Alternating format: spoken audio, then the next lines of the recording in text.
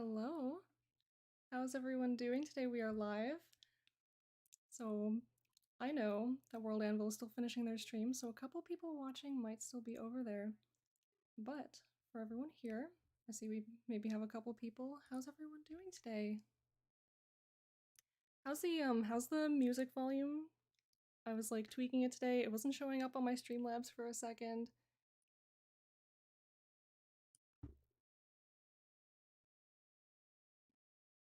Today we have another 5 articles. I am very excited to get into these. We have some good ones today. I mean, I haven't really looked at them yet, but I see some good names on there. I have been currently working on my New Year's resolution challenge page. I'm being a little ambitious with it. Let me just pull it up real quick before we start reading anything. I wanna give people a chance to kind of pop in before I start any of the readings. Look at this. Look at our little New Year's resolutions 2023 challenge. Oh, thank you for following. Hello, welcome. Just talking about my little New Year's resolution page before we get started with any of the readings, because there are some people still missing.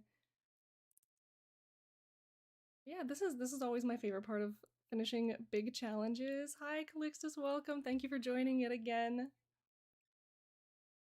You might be able to hear Moro's stream in the background. I still have it on my phone. Watching. Hi, Arcals, thank you for joining. Mochi, hello, thank you. It's really nice to see you. I have these little placeholder images on my reading challenge article. I'm being very ambitious with this. I think I might be including basically everybody that I read for these streams. Moshpit Monk, hello, hi, welcome. So you see I've already gotten started with some of the articles that I read yesterday. These little placeholder images I think I'm going to actually replace with the drawings that I've been doing in stream. So that'll be fun to just kind of throw in there. Overall, I'm very excited. I'm going to be writing about my New Year's resolutions after I finish all these readings. It's going to be fun. So, I do see that the first person on our list is already here, so I don't mind getting started straight away. So, well, let me talk about the lineup real quick. So today we have Akendel, I believe that's how you're supposed to pronounce it, by Art Gallus. We've got Madness by Ruingol. Mindblot by Hanhula. Rotten Spots by Katobalpon. And Katobalpon's Curse by Mochi Manoban. I thought it'd be fun to throw those last two in together in the same stream. Just for fun. But yeah, let's get started with the reading. It was on purpose. It was a little bit on purpose. The schedule seemed to line up just right. Or at least, I don't know, I think one of you didn't respond with availability, so I just kind of threw you in together, because why not? Of course. Akendel. Akendel is a malicious curse that uncertain, unfortunate individuals are born with. It is a subspecies of the gloom, which causes emotional instability in people as the malicious spirit feeds off the hardest emotions of the victim by amplifying their loneliness and forgetfulness, by forcing the victim into doing actions that caused people to avoid them. Its name, Akendel, originates from the fusion of the Marani words Achlin and Sindel, meaning a lone child. I think that's really cool. I love when people make kind of linguistic things in their world. Conlangs, all that, so good. It is most prevalent in the northern regions of the known world, where the worship of old gods, oblivion, took place. Pauses. It is obtained by being born with a nefarious spirit, latching onto the soul of the vessel as they are born. Alternatively, if a body is resurrected using the soul of someone who had Akendel, the condition passes on. Those with it typically have a form of dementia from an early age, leaving them with the mindset of a child. This lingers most of their life, however, it is possible for memories to remain within the individual, and to be recalled at a later date. The victims have a compulsive urge to spend time with people, But because of the Akendel's need to feast off of the loneliness, the victim is often pushed into doing drastic things to either harm or freak out the individuals near the victim in order to make them leave. If a victim is left alone in a confined area for an extensive amount of time, normally a few months, but it does vary greatly on the victim's mental state, they become bound to the location and gain some form of command over the location. While the bound to the location of the victim and Akendel are able to pass through solid objects and interact with each object as if using telekinesis and speak into the minds of anyone inside the perimeter of the location. The victim will refuse to leave the location and, if removed forcefully, will cause psychological trauma to the victim. Oh, that's pretty intense. Oh, hi TJ, thank you for joining again. What'd you make? What'd you cook? Treatment. The condition once obtained is permanent with no known cure. However, there are techniques to reduce its effects, burning rosemary as it removes its harmful energies, receiving a sacred blessing, and spending time with people. Some have also found taking drugs reduces the harmful effects drastically. To remove the bounding to location, the burning of rosemary or muttering of blessings would be performed to reduce the Akendel's hold on the victim temporarily.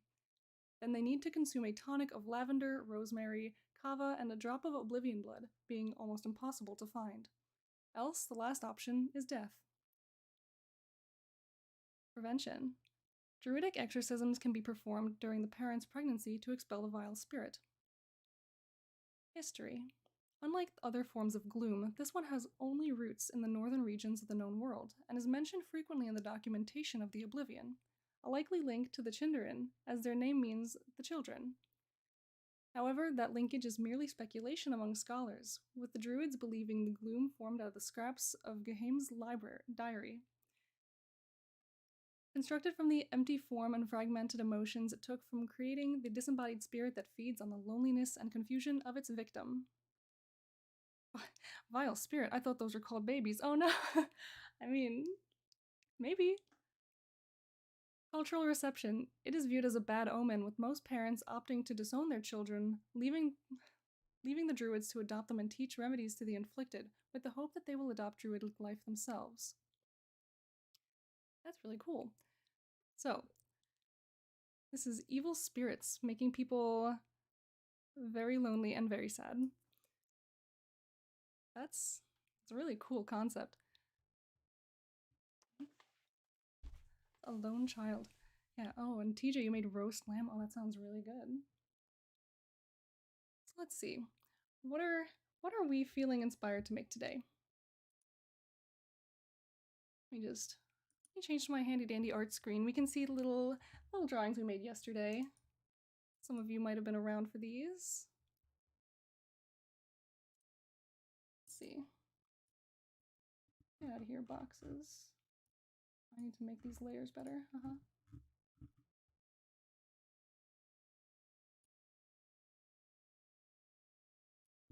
All right. I kind of want to make conditions now. You should absolutely make conditions. They're so much fun. What are we thinking? Just a little. I don't know. My first instinct when like the image in my brain right now is just like someone sitting in a corner all by themselves. You know what I mean? Like really dramatic too. Like boom, we're like in this corner and there's someone just like huddled in here. You know?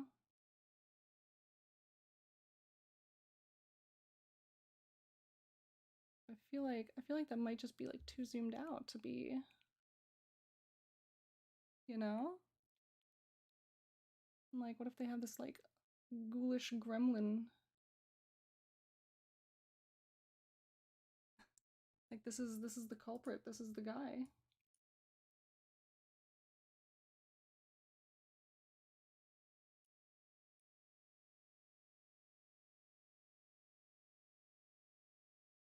I don't know. What are you guys thinking? I feel like lone child sitting in a corner, definitely. Evil spirit snacking on the sad looming overhead sounds nice. Yeah, see, that's what I was kind of thinking. I myself realized a lot of my species would be better off as conditions. Yes, I mean, if they have like profound effects on people or things in your world, They could definitely function as conditions.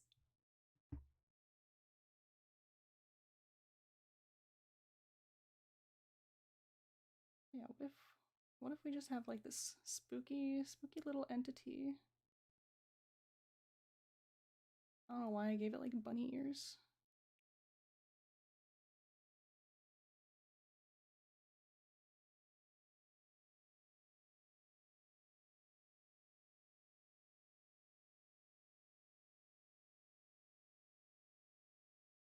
Alexa, what do evil spirits look like?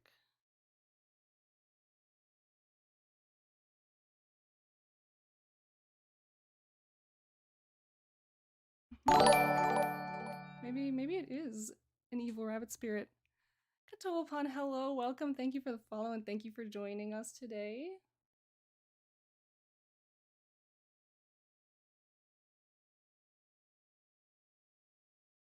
Look at him, he's so happy. He's so happy that this person is upset.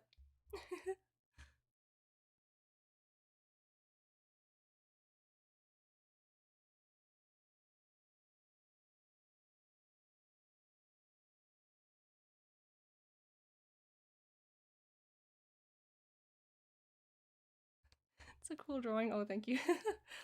A lovely little evil spirit.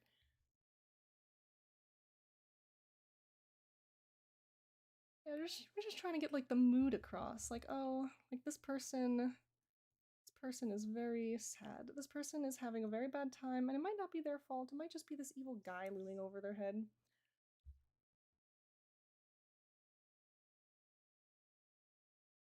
Get some shading in here. Ooh.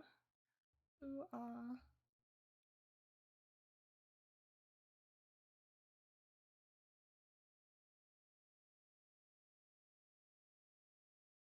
We're just getting started today, so we're just warming up.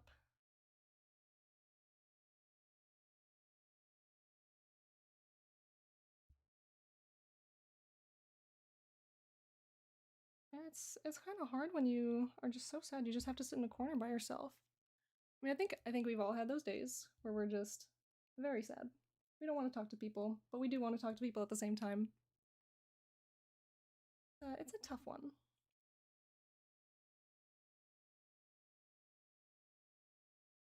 Very sketchy. Get some texture out here.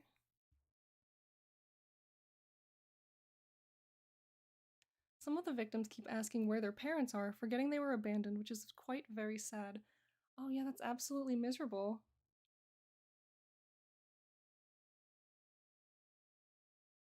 It's it's so miserable, but I love seeing people write about like these awful things that happen to people. I don't know what it is.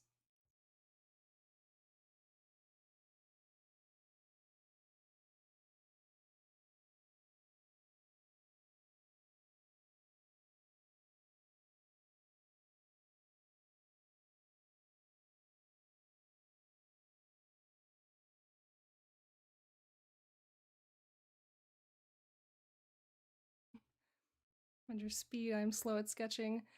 Yeah, I mean, I tend to be a very slow worker. My sketches tend to come out like pretty quick, but then as soon as I start refining anything, it's just all my speed is out the window. It's just immediately all gone.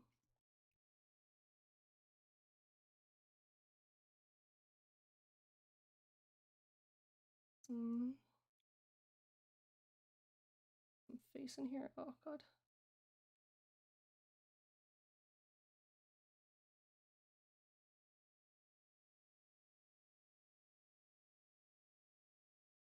Some tasteful tears in here. Oh.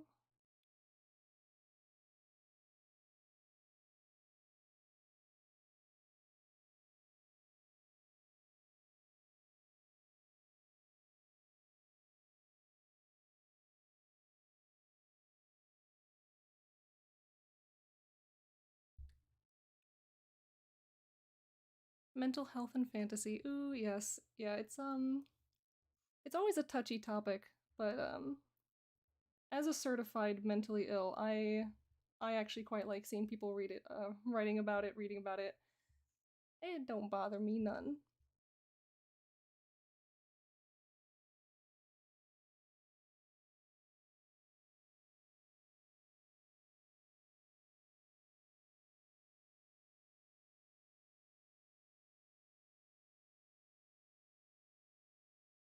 The human brain is just such a wild thing. There are so many ways to interpret just like all the nasty, terrible things that happen to us.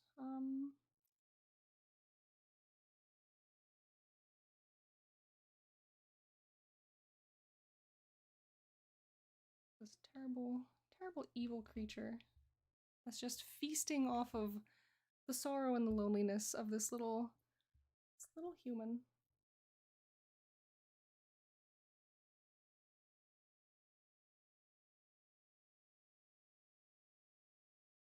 What are we thinking?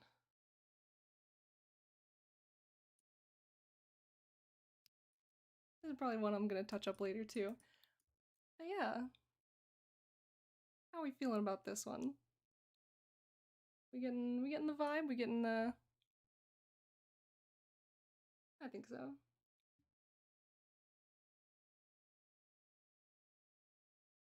Oh my gosh, and I did the thing again where I just like didn't post the link to the article I read. I need to I need to get on top of things, you guys. Every single article I read, I very much recommend everyone go read it for yourself, go give it a like, go follow the people. Everyone here is wonderful. I'm just very happy to see everyone who submitted articles to my special category. Scatterbrain Bird. Scotchworth, yes, thank you. Thank you for tuning in as well.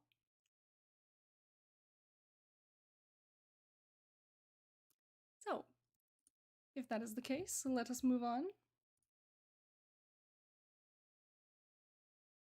to this wonderful cover image. Here, I will actually grab the link first. Ooh, I know this is revolutionary for me. A lovely, terrifying cover image. I think it's fitting for a condition called madness. Wouldn't you agree?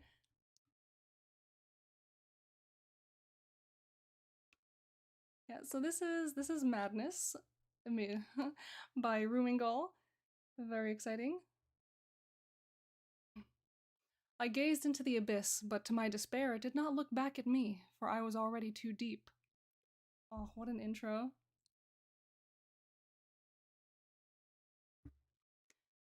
When plunged into the abyss, the mind of common people has a tendency to break down. The implication of an occult world pervading in the night is too much to bear, and they lose their mind.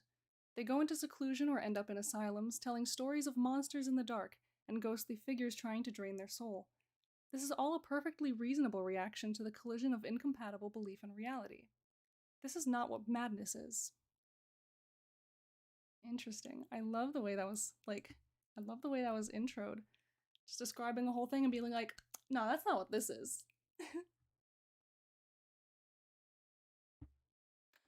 Warped reality. Madness is a deconstruction of the mind. Imagine losing the threads of your thoughts one by one until the very grasp of reality seems to avoid you. When the pressure of the occult overwhelms the awakened, insanity rises and takes over. Treading with anomalies is a poison that corrodes sanity. The deeper you are involved, the more the abyss will attract you. This is a turmoil with no other exit than severe mental disorders. Regular hunters engaged in night patrols will certainly die or get wounded before they first feel the first effects of the affliction. But those who go down below return with a different look in their eye. They witness something that nothing could have prepared them for. That is when they don't lose their mind altogether. Well, and this artwork here was made with Midjourney, very cool.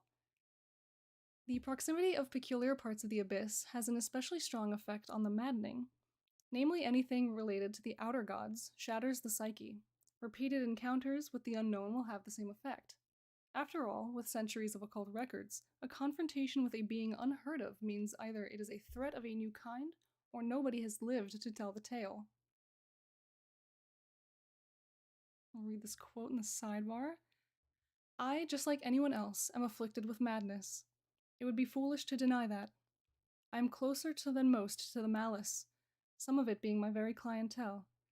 Yet, despite having no friends or relatives, I do not feel the grip of insanity tight around my neck. I wonder why is that? I may not be mad, but isn't that the whole point of the condition? A madman cannot know he is a lunatic, so maybe I am.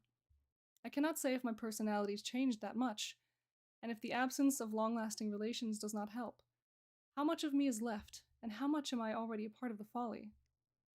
Oh, I'm wondering what the folly is.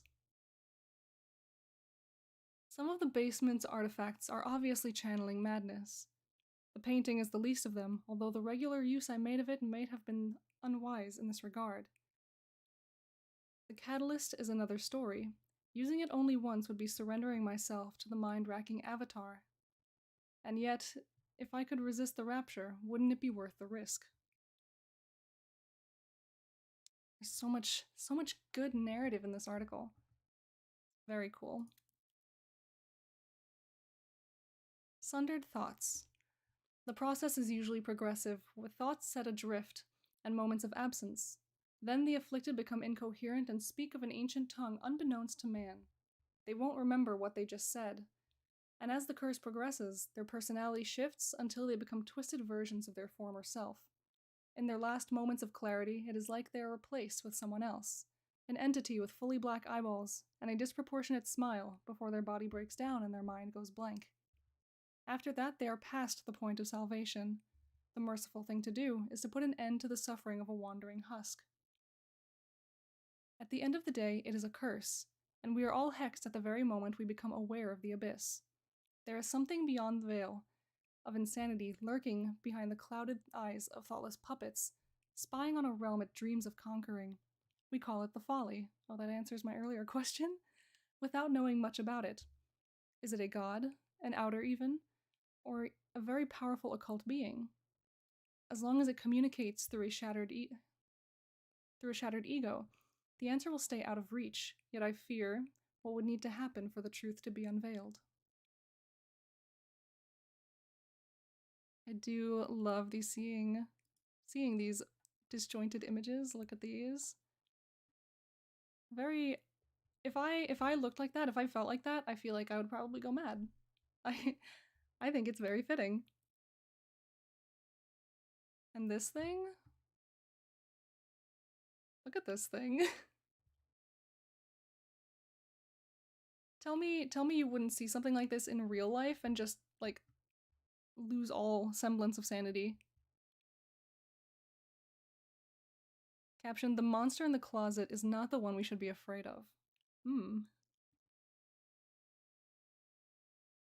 Delaying the inevitable. There is no escaping madness, and there is no escaping the abyss. Sooner or later, it becomes impossible to process what we've been through, and then it's over. A fall in a whirlwind of thoughts that are linked to no memory, aberrant memories that cannot quite feel right. As cheesy as it may sound, the only way to remain sane for the longest time is to be surrounded by supporting and loving people who listen and help. Funny that something as basic as human psychology would achieve that alchemy cannot.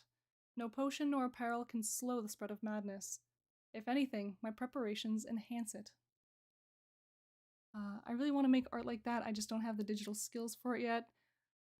Yeah, the skills come with time. But I mean, so all of this is AI generated, which it's not a knock at anybody, but don't feel too bad. Everything comes with practice, all the artistic skill, all of everything. You just need to keep stabbing away at it until it stops being hard. And even then it's still hard, you just know how to do it.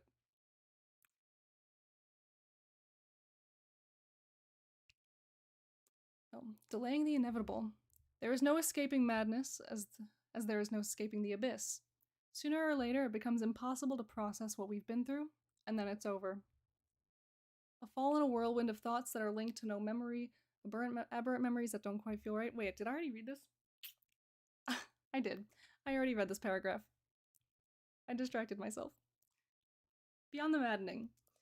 In some very rare cases, people survive the final stage of the madness. They come into contact with the folly, but rather than succumb to its calling, they deny it and keep their ego, or what is left of it. The collision with lunacy incarnate scars them permanently, but elevates them to the rank of occult beings. Not humans anymore, they are something more, undecipherable. They crossed the gate of sanity without losing themselves, and brought back whatever lies there. I suppose it is whatever happened to him. I would try if it was not for the risk. I might just try. That's a very ominous ending to an article. You're rereading to delay the inevitable, obviously. True. You're absolutely right. All right. So this is gonna be another fun one to try to draw something for.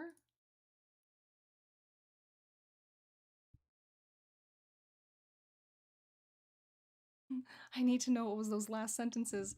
Yeah, it's very mysterious. I would try if it was not for the risk. I might just try. Ooh. And what happened to him? Who's him? Did I miss something? Oh no. I've always been taught traditional. This year I'm going to attend a college for concept art, so I should get the needed support. I don't like to use AI generated art as I know I can't make the art I can make the art myself. Yeah, I do often use the AI art generators only because I end up writing so much stuff that I want visuals for it, and I know I don't have the time to draw stuff for it. However, I keep looking at all of that art like, man, I could make it myself. I could. I wish time was real. Or else I probably wouldn't rely on the AI so much. Yeah, total upon who is him? Yeah, exactly. Alright, so let's see. Made a mention of they're replaced by someone else, an entity with fully black eyeballs and a disproportionate smile. The risks are only risks for someone sane. Those who believe they're already too far gone have no fear of falling deeper. True. Very accurate. Let's see what we can cook up here. What energy can we create in the studio today?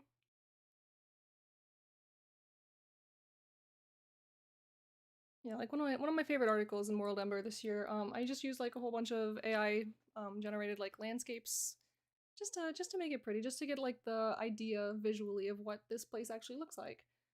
As for my Kingdom of Arsavella, let's see, get a eyeball,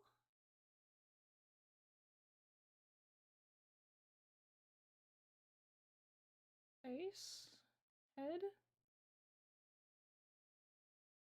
Maybe make this bigger because like it's supposed to be creepy anyway. These eyes can be massive.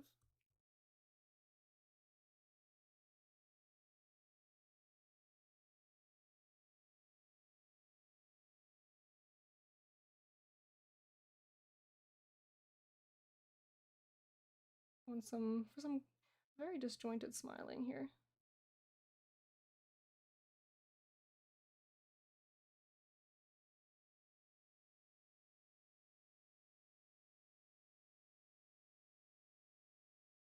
That's no good. Oops.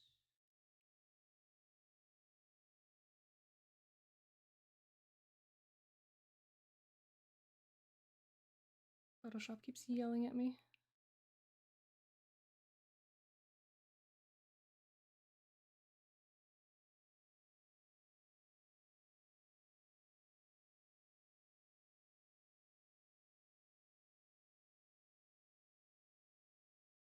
Well, with madness, seems like they'd have like designer eye bags, you know what I'm saying? Like,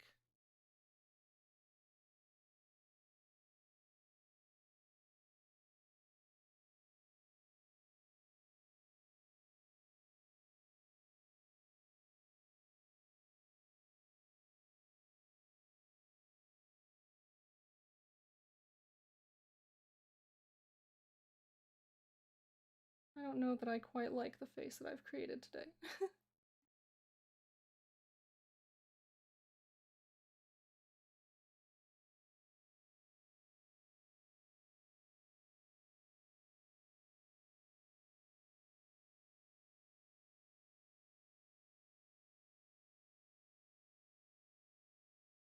all this in.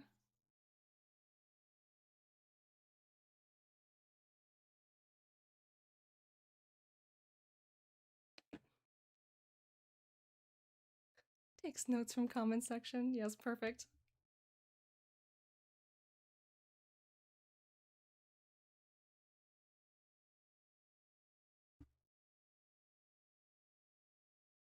Just pull this smile like out even further.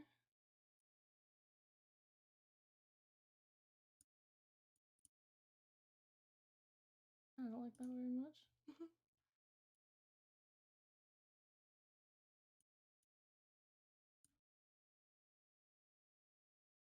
I decided this is maybe a little bit too large.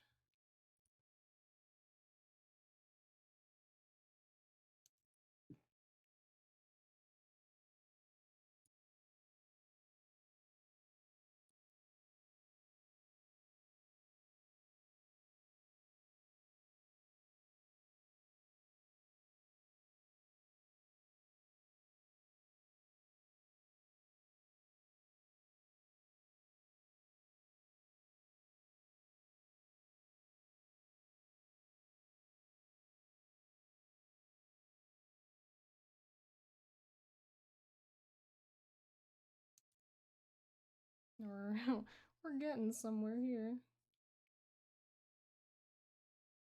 I don't know. You guys, you see someone smiling at you like this from across the way. How do you react?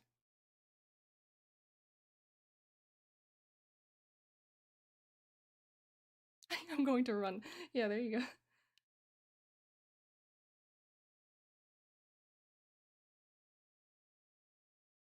Some darkness going out that way.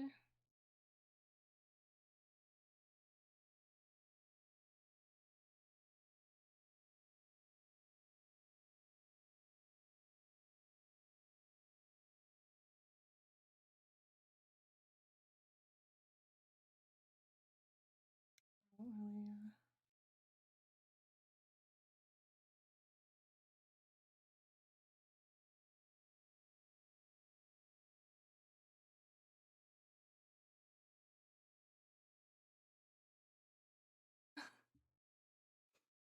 I see someone like this and I'm like, well, guess I'm dead. Yeah.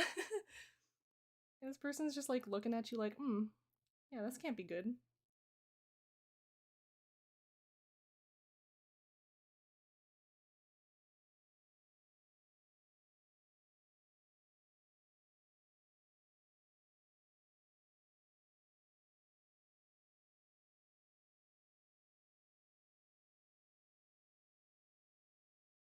Definitely not perfect on the anatomy, but frankly, that just kind of makes it creepier.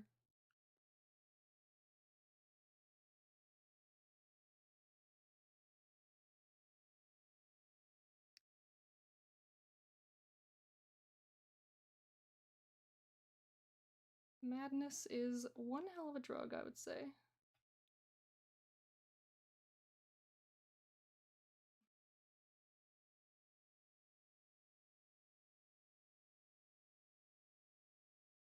Yeah, so, what do you guys think? Oh, madness? You do it justice?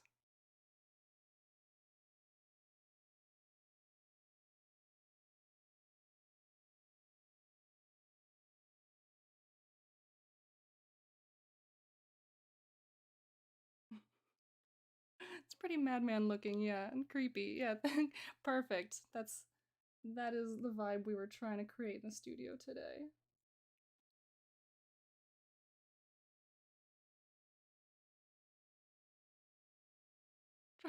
Drawing makes me deeply uncomfortable. Very well done. Oh, perfect. Perfect, perfect.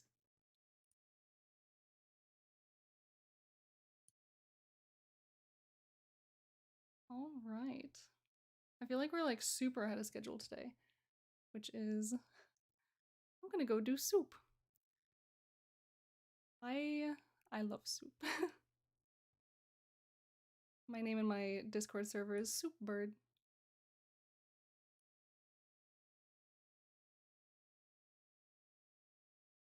Alright, so how about With this very, very creepy lad out of the way, we move on to the next article. Halo wireless headphones, yes. Ever since I got my wireless headset, I've just been walking around my house with it. I just get up, I do whatever I have to do. I'll just like walk past my roommate, I'll just be on my headset, just listening to things. It's great.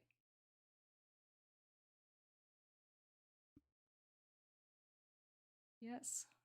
So here today we have Mind Blot by Hanhula.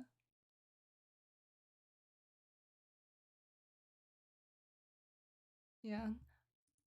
Han said she wanted to be here for the stream, but of course she lives in Australia, which is in the future. So times get really weird.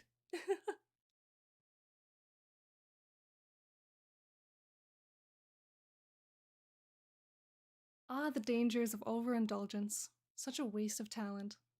Dismayed patron upon discovering the body.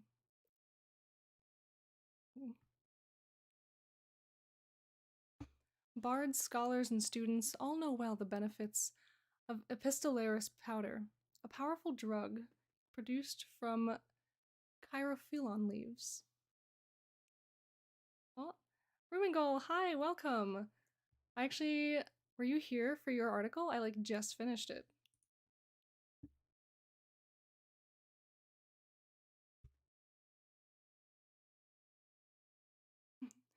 Hello. Yes, thank you for joining. oh, I guess I guess you missed it. I'm so sorry. Oh, but if you want to see the beautiful artwork, the beautiful unsettling artwork that I've created, inspired by your article, prepare for a little jump scare. Is this guy sufficiently mad? Oh no. Oh, I'm dropping things.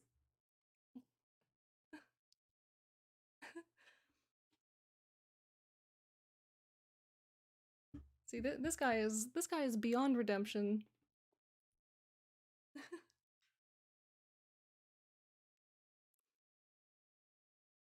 Yeah, I'm sorry you missed the reading, but at least you can go back and watch the VOD if you'd like. A wild Davy appeared on the chat. Drawing is awesome. Oh, thank you. Yes, now we're reading Hanhula's article. Oh, where was I? The drug, which is often combined with other forms of stimulant to increase its beneficial properties, is regularly credited in colloquial discussions as the success behind many great creatives. Definitely not Amzo is now following. Thank you for the follow. I know who that is definitely not. As its properties invoked powerful mental imagery, and the energy boost is often responsible or will motivate many to reach for a pen or paints to capture what they see under its influence. I think I kind of bungled that sentence. That's my bad. Oh no, are the alerts too loud? Are they spooking people?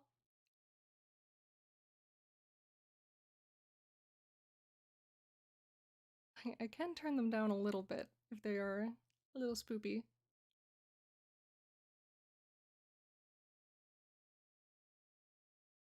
I have my volume almost max, so it's my fault. Oh. I mean, I am very quiet, and I don't really know how to turn myself up any further than I am. I scared myself. Oh no.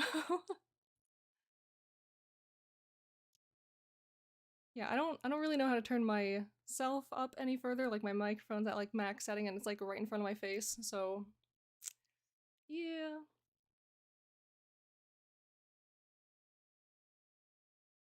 Notification sound with the madness picture. Oh yeah. Let me just like replace the little emotes of me and just like put that guy in there just like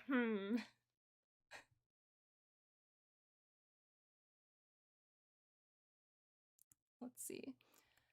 Yet there is little discussion of the drug's significant downsides. Mind blot, if known more scientifically as epistolaxis agraphia, is a horrific condition that forms as a result of severe abuse of epistolaris powder. The effects can be mild at first, but due to their mild impact are more often ignored until the condition can no longer be cured, much like alcoholism. Studies of epistolaris powder by the renowned scholars of Masdarat have recently commenced. Initial preliminary findings suggest that the fatal dose of epistolaris powder differs between individuals, and that it bears some relation to innate levels of intelligence. The most susceptible are those with weaker constitutions, which by nature renders elves as one of the species most at risk of epistolaxis agraphia upon consuming almost any amount of epistolaris powder. Well, that's cool. So different people are affected by this differently. Can't forget my chocolate milk. Symptoms. I had little reason to suspect that he was under any substance's effects until it was too late, and before he was too far gone. He did reassure me that he had only taken the slightest pinch of powder in the past week. Would that it had been less. A minor boost to his mind, and for what benefit in the end? A gravestone better remembered among his fellows? A name that lingers longer in public memory? Distraught partner of a deceased writer. So this is the creativity drug. People take it and they try to make art. They try to make things. I love that, and I would probably end up taking it. Oops. The initial symptoms of mind blot come in vague trickles, only easily recognizable by the most experienced medical professionals, meaning that they rarely go noticed. Those who consume their addictive powder enjoy strong creative fits from the initial consumption, but those at risk of falling deep into the pit of mind blot find their hallucinations become far more vivid and travel across all their senses. So deep, in fact, that reality begins to feel pale in comparison, and soon becomes so literally as the colors begin to fade from their vision entirely, beginning with the loss of bright greens in most species. However, this does not seem to be related to the photoreceptors in the eyes. Tests performed with possessions have suggested that the issue with the color is not in seeing the colors, but in processing the intake of color, perhaps correlating with the condition's colloquial name of mind blot. The hallucinations and lack of color are but the first signs. As the condition grows worse, so too do the symptoms. Those affected become short-tempered and irrational, as they begin to experience sudden onset migraines that rob them of most reasoning, often blinding them or causing them to falter with extreme nausea. If migraines are experienced, it is almost certainly that the affected individual will never fully recover from their experiences with mind blot, as this indicates long-term brain damage. The migraines usually cause a severe lack of spatial awareness in the individual, and this, when paired with light sensitivity and nausea that accompanies most migraines, and even from most migraines, prevents mind blot affected individuals from seeking help from their issues, and even from leaving their homes. This is potentially the most deadly issue. Without even the ability to call for aid, the individual might succumb to the condition in days. As the sufferer endures the intense pain and while still being racked with hallucinations which regularly provide them with a source of hope and a break from the pain of reality by numbing the pain of other sensations, the condition progresses. They suffer devastating nosebleeds and spontaneous bruises as their blood vessels begin to struggle, much as those with various blood disorders such as hemophilia do.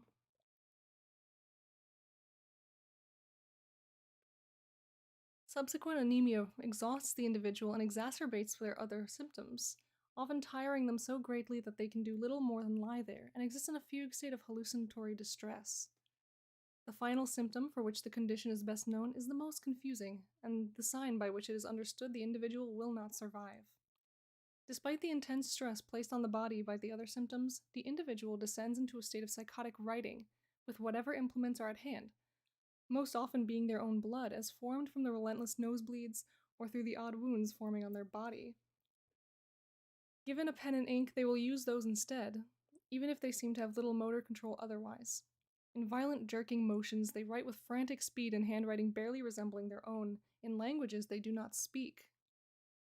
These are not half-formed ramblings, but instead are thoughts, sentences, even stories told in tongues they have no reason to understand or even be aware of. No logic has yet been found in these strange writings, nor any reasonable cause for them, aside from the brain damage induced by the condition. Studies have begun on the original drugs and plants to determine if a psychic link exists. So that's really cool. You are dying of this condition, and suddenly you are just writing and writing and writing in a language that maybe you've never even heard of. Maybe it's not even real. Etymology. The colloquial name of mind blot is derived from the use of the epistolaris powder it is caused by, as the powder is used to open the mind and induce creativity. The condition resulting from it is seen as a blot on the mind's creative functions. It also relates to the loss of color vision and comprehensible writing later in the affliction's progression. It is believed to have first been used in the early 5600s as epistolaris powder began to spread through the world in higher amounts. The scientific name of Epistaxis agraphia is similar enough in etymology and was chosen by the College of Medicine at the University of Masdarat. Epistaxis is considered to be an amalgamation of the words epistolary and epistaxis, combining two of the condition's most iconic indicators. Agraphia indicates the intense loss of energy associated with anemia and migraines experienced by advanced sufferers, initially established in name before xenoleic hypergraphia was properly studied or understood. And this is speaking or writing in a foreign language. Love little tool tips. Agraphia, an impairment or loss of the previous ability to write. Yes, very nice. Oh my gosh, I did it again. I didn't link it. Oh, I'm a fool. I'm an absolute fool. Here you go. It's like you're taking a drug that allows you temporarily to enter a world that is brighter, more vivid, and more beautiful than our own. Once sober, your unconscious mind attempts to fight back against returning, even to the point of death. That's a really good interpretation of this. I like that. Treatment. Lethargy and silence were old friends I greeted gladly in favor of the frantic visions I had become quite fond of. Recovered individual. So people do recover and speak on this. On here we have an image of a restrained patient. And Henhula has been like a huge user of Midjourney. Probably is the person that caused most of like the WorldAnvil community who's on there to kind of start experimenting with it and start playing with it. As mentioned, complete treatment of mind blot is only possible up to a certain stage of the affliction's progression. Up to the point of migraines and unseen brain damage, many of the spells used in treating drug exposure also work on mind blot. Spells like Alleviate Addiction halt the condition's progression whilst in effect to buy more time for medical treatment to take place. Remove Disease is capable of nullifying the condition entirely, so long as it is caught early enough. Its use must be paired with therapy to prevent the subject from re-exposing themselves to the addictive powder again, thus reigniting the mind blot.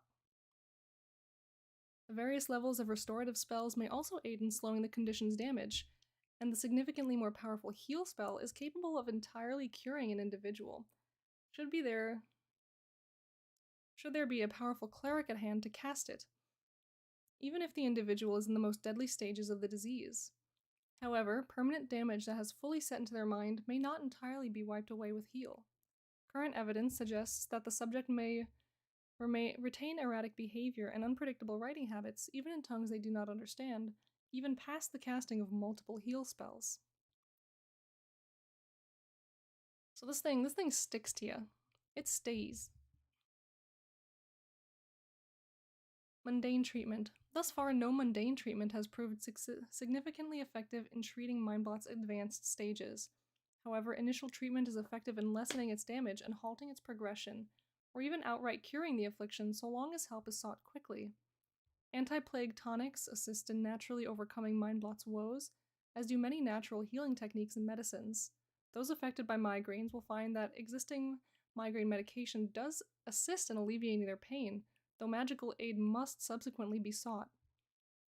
Additionally, there exist many therapy methods which has offered relief to sufferers even more advanced stages, as magical treatment is acquired.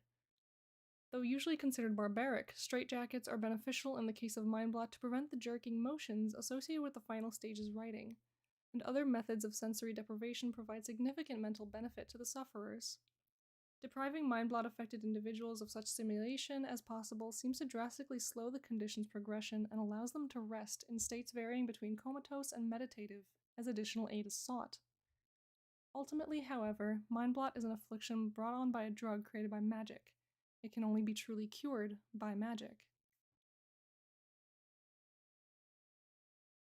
there would be treatment for this most vile affliction that was worth making. Without the involvement of magic, its creator would be rich in those circles dependent on these drugs, and our society would suffer for it. The rarity of the magics that cure it and their cost prevent our society from suffering a dependency on substances. 'Tis a shame about those who die, but they are almost certainly aware of the risks. Shiari University lecturer, speaking anonymously. And that is the end of the article. This was a fantastic and like super in-depth article about this condition. The concept behind it, very cool. The condition itself, it's another one of those like really brutal, like you're gonna have a bad time. Gonna have a bad time kind of conditions.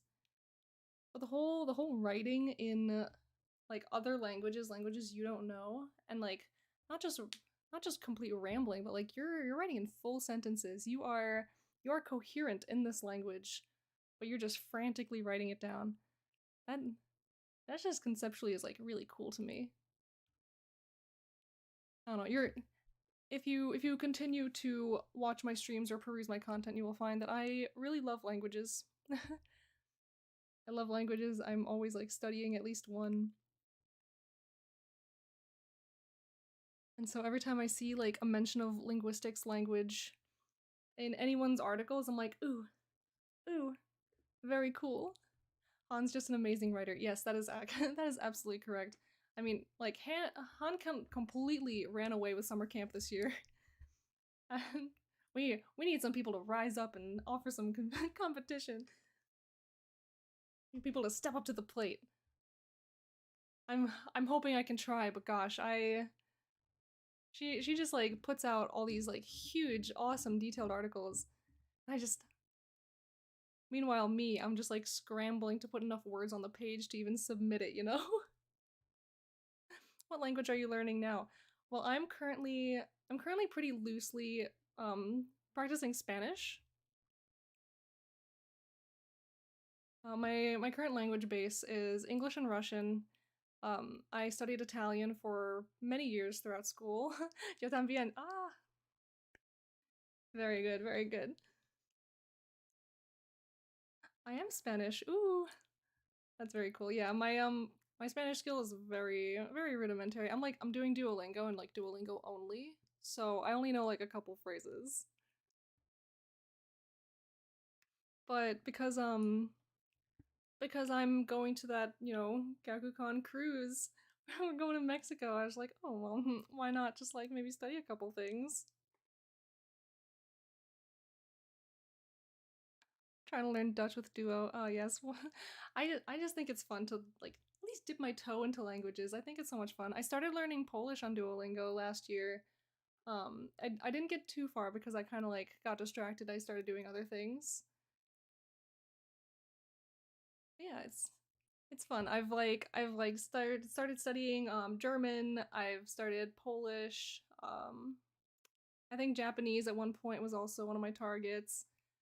I just one of these days I need to like latch onto one and just like actually go for it. You know what I mean? I'd love to learn new languages, but I get distracted and forget about it. Yeah, that's exactly the boat I'm in. I'm trying to do so many things at once that I can't always devote my time into studying something like a language, because those require a lot of time and effort. A lot of time and effort, a lot of practicing, a lot of time spent. Time I don't have. As much as I wish I did. But anyway, let us see. Sorry for the jump scare. What shall we write today? So, I'm thinking for this one. Let me get into my shrimp position. Thinking for this one. I really like the idea of maybe depicting some of this powder, maybe. Just some kind of like artsy rendition of like, oh, like this powder is spilled on the desk. There are papers scattered around. Maybe there's some like frantic writing in some like strange language.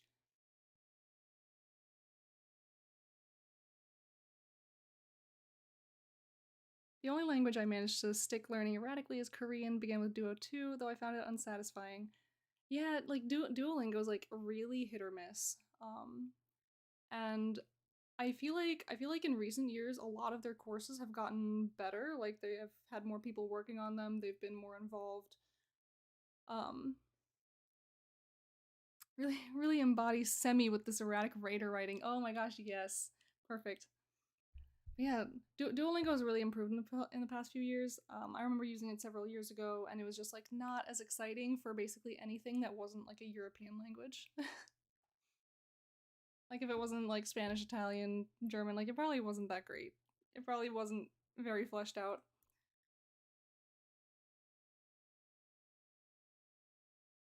But yes, we must embody one of my dear friends who we often talk about for his Raider writing. He just scribbles. He does Raider math. You just see him just like scribbling words, letters, writing numbers. He was in the most affectionate way possible. He was crazy. We love him.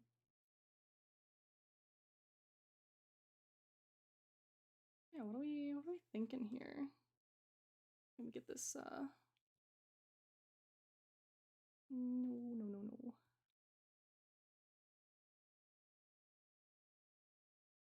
Get this sheet of paper.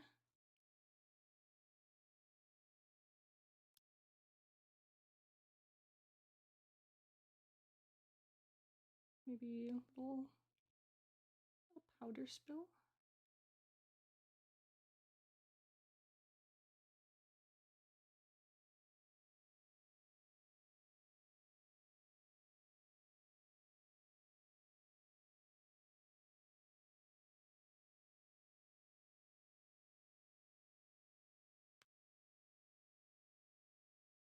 Let's see.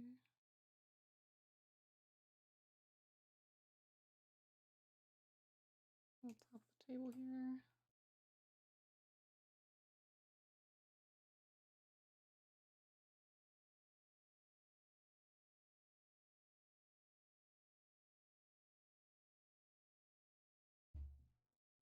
I don't like the way that looked.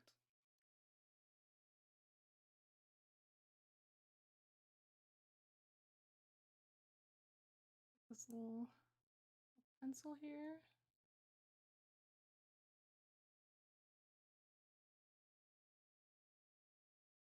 Maybe another pencil with like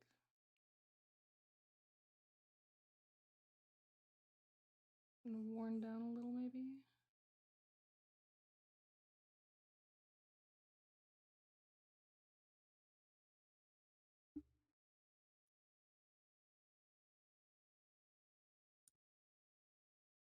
Let's make this more of a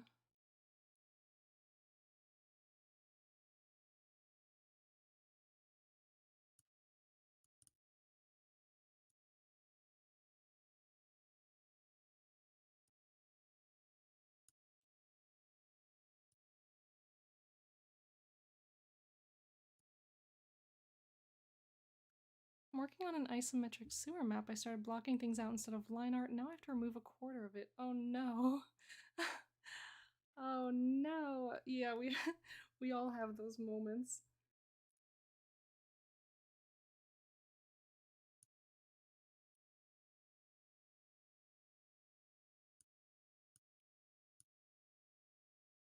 All right. So here we have lovely little sheets of paper.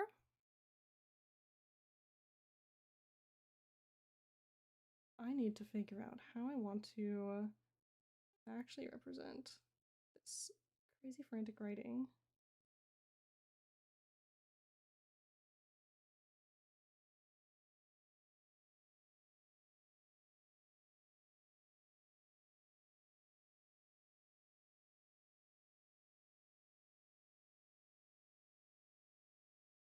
Just need to figure out how to do wacky languages and make them look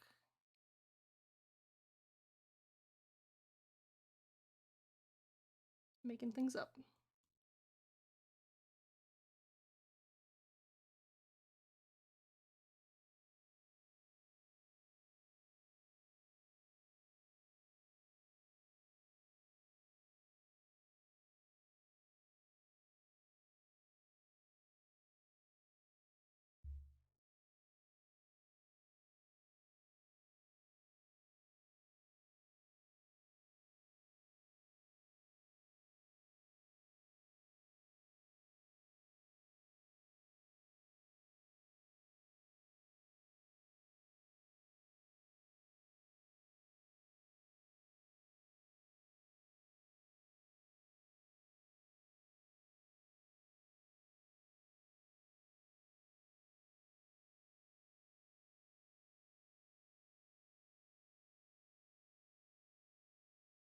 Looks quite frantic from a distance, I would say.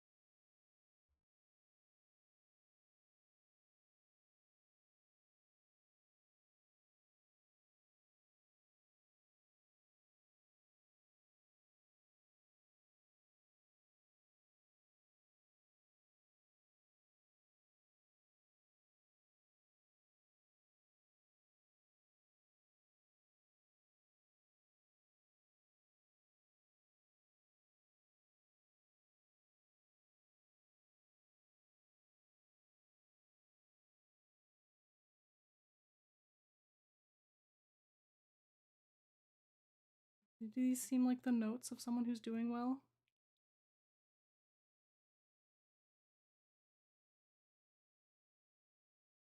Hopefully the answer is no.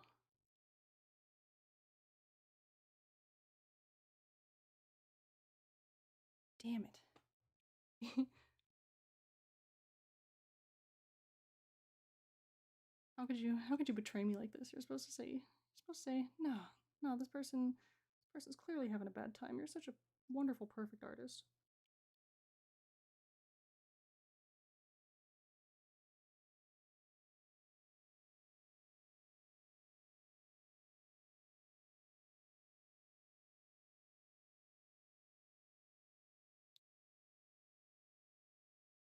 It's just morning lecture notes after a hearty weekend. True. Oh yeah, this is what my prescription looks like. And somehow the pharmacy can read it.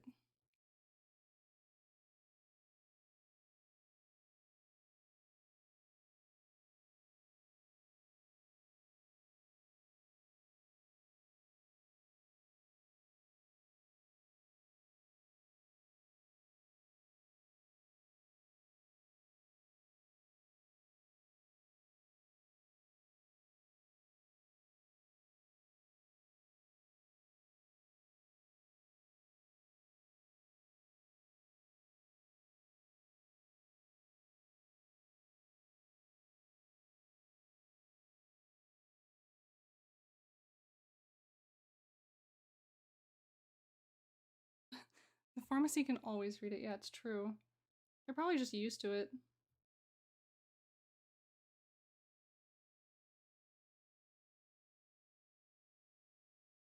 Like, oh yeah, we've seen plenty from this doctor. We probably know what he's trying to say. Probably.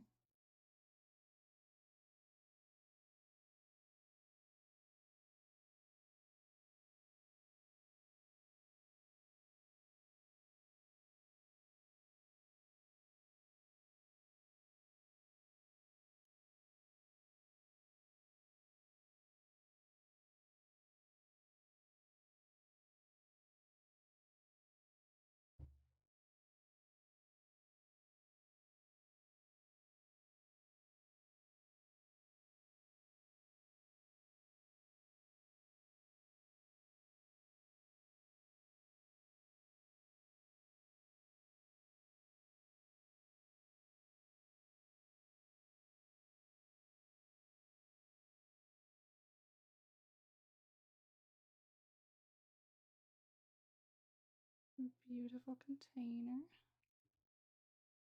Or the pharmacies are secretly a front to an eldritch horror. Probably. I think that's pretty likely, if I'm honest.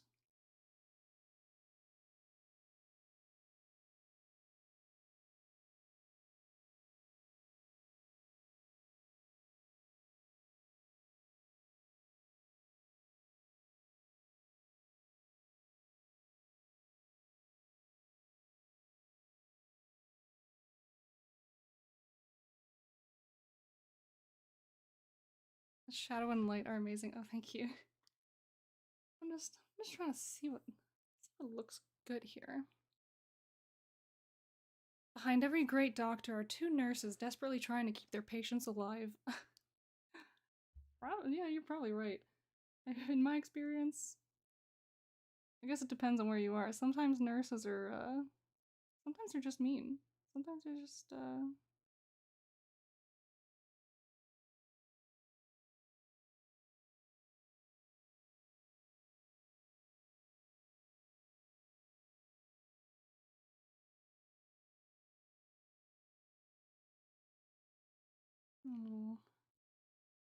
detailing for funsies.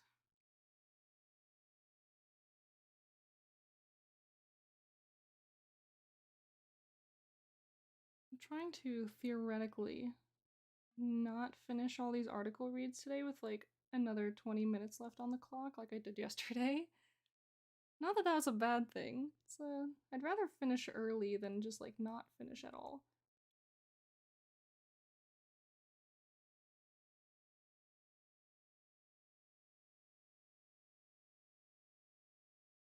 These are just very fun to do. Pharmacy got a small supply of this in the back when the notes are too hard to decipher. I shall be debating as I reside in the future, and this is my self-appointed bedtime. Oh yes, if it is bedtime, by all means go to bed. I know some of the Europeans in here. It's getting a little late. Little nighttime streams for you guys.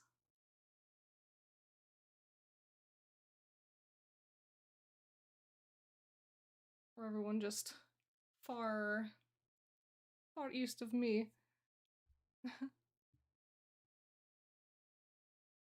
just 9 p.m. Yeah. I don't know, sometimes I just want to be in bed at 8 o'clock. But that's just me. I mean, there's a huge difference between wanting to be in bed at 8 and actually going to bed at 8. I usually end up going to bed at 4 a.m.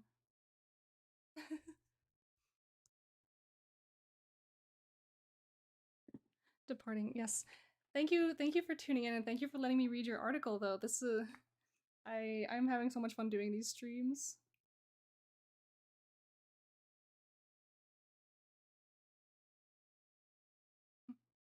Me past few days going to sleep at 4 a.m. Yeah, I keep like especially the past 2 days where I'm like, oh yes, I have stream and tomorrow afternoon I have to be like awake, alert, enthusiastic. I'm like, oh yes, okay, I'm off my computer. It's like midnight, perfect. And then I just like look at the clock again and it's 4 a.m. I'm like, I think I messed something up somewhere on this timeline, but I'm not really sure. Yeah, I can't go to bed at 4 a.m. today because I have work in the morning. And I have been... not that it always stops me, but I shouldn't.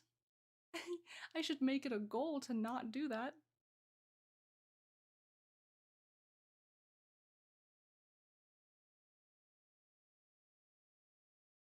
A little speckle brush. Like the first one of these, I'm actually using like a different texture.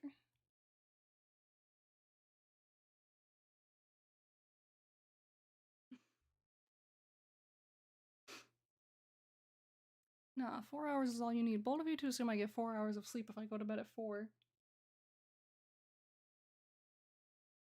I'm supposed to be awake at like 6:30.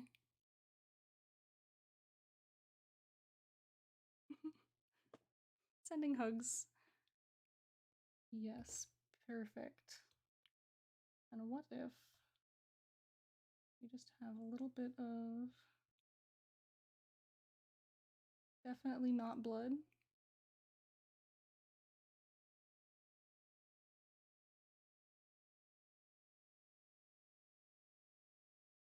It'll make so much more sense when I color these.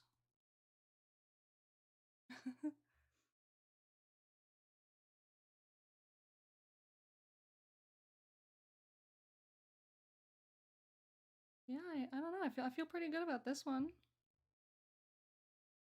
Once I spend one day without sleeping, I don't recommend it. Yeah, I've done that a few times in the past 2 months. I also do not recommend it to anybody, really.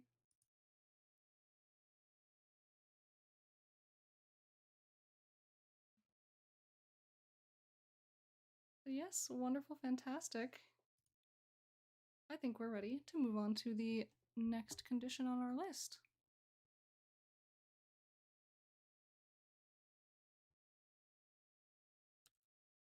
So here we go. I'm grabbing the link before I even switch screens. Look at me go. Oh, that's... Now, it's time for Rotten Spots. Hey, that link I know, yeah. Do you perhaps know who made it as well? I wish I could draw half as good as this. It's all practice. It's all years. It's all years I wasted in art school.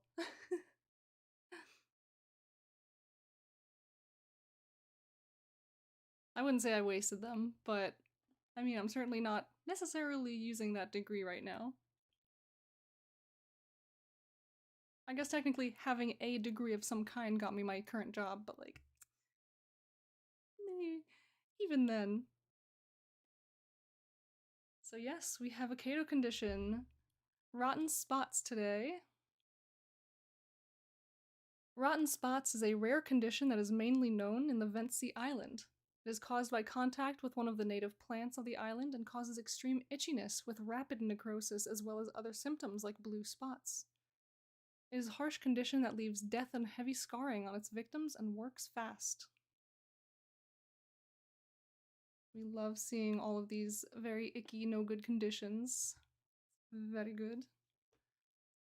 Causes. Caused by skin contact with a substance secreted as a defense mechanism by the plant named bleeding saffron.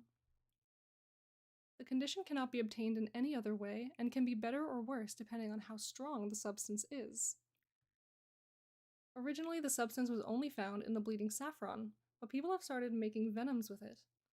And the same sort of people that are doing venoms and toxins with it have started exporting this plant outside its native location, whether to experiment on more venoms or because some people are offered money for the plants. Very nefarious to be sending these things to other people. Symptoms. The condition's first signs are the blue spots on whatever part of the skin it has been in contact with of the substance barely an hour or so after contact. These places tend to be extremities, legs, arms, and less commonly, tails and wings. These spots get immediately itchy. After a few hours, or a day for the lucky, the itch persists but cannot be temporarily calmed by scratching in the place. This happens because the blue spots contain certain chemicals that destroy the synapses of the sensory neurons in the location and the brain gets confused. In most cases, the itching can still be temporarily calmed with scratching, by scratching the same position, but in the mirrored place of the body. For example, if the lower left arm is itching, one must scratch the right arm. That's interesting. Tails are a tricky place to get the blue spots on, as no place in the tail seems to be able to calm the itchiness, unless the person has two tails, which is highly rare, caused by mutations. A few days later, or a week if lucky, the skin dies around the blue spots, followed by the muscles, bones, and sooner than later, the whole part of the body. If left untreated, the necrosis will spread across the body and will cause a slow, agonizing death. Ah, how terrible. I do think that this detail about scratching like the opposite side of the body would alleviate the itch over here. That's really interesting.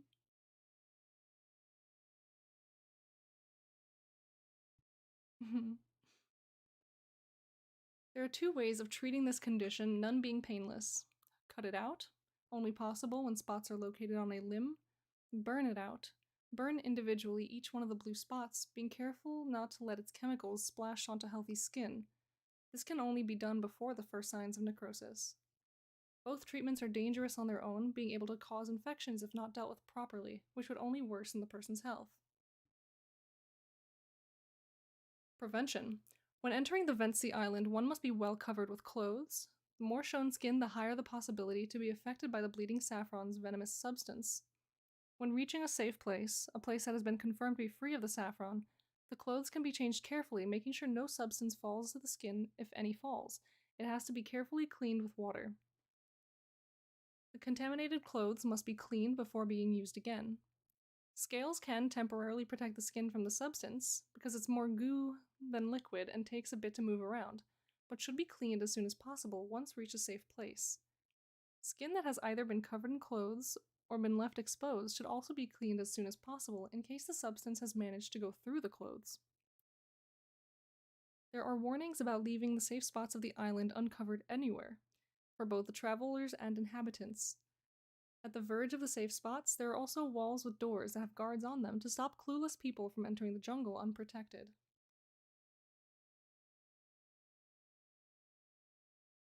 Yeah, you probably don't want people wandering out there and just kind of getting this, just because they just don't know what's out there. Epidemiology. Most of the infections happen in the Ventsi Island during late spring to mid-autumn, when the plant causative of it blooms. It mainly affects careless travelers and people entering the jungle in a rush. Nowadays, prevention is really important on the island, and thus the yearly cases of the rotten spots decrease year after year a bit more. Deadly cases on the island are incredibly rare as people learn to be extremely perceptive on first signs of the condition, both on themselves and other people. While they are a small quantity, although they are slowly growing to be more common, the worst cases of this conditions happen out of the island, where the plant has been illegally exported, or its toxins have been used on people. Aquatilis are a species with the least amount of cases in this condition, as they mainly live underwater out of reach of the plant, but not the toxin. They are also the species which know less about this condition, causing death to be more highly probable when contracting rotten spots. Dracoles are quite knowledgeable about this condition, although not as much as the Turellis. And contact with the toxins does not mean they immediately get the condition thanks to their scales, but once they get it, it is more painful than others to treat it through burning, as at first they have to pluck their scales to be able to reach the blue spots and then burn them. Yeah, I can imagine how that would be not a fun experience. Turellis are a species with more cases, both for not having some form of protection other than clothes, and because they are the main species living in the Ventsi Island. They are the most knowledgeable about this condition, but also the ones exporting the plant to other places and making toxins with it. Very interesting that the species with the most cases are the ones exporting it and making toxins out of it. It's kind of spreading the love everywhere. Elves. Elves have had a hard time with this condition because of their bacteria. The bacteria will quickly go attack the blue spots on the elf's skin, which cause the chemicals in the blue spots to act quicker and in a wider area, thus the necrosis advances much quicker. Elves tend to only survive the rotten spots if they cut whatever part of their body is infected. So elves in your world, I guess, have like their own unique immune response? Is that what I'm getting out of this? That's pretty cool. It is always interesting to see conditions that just react even worse when natural immune systems kick in.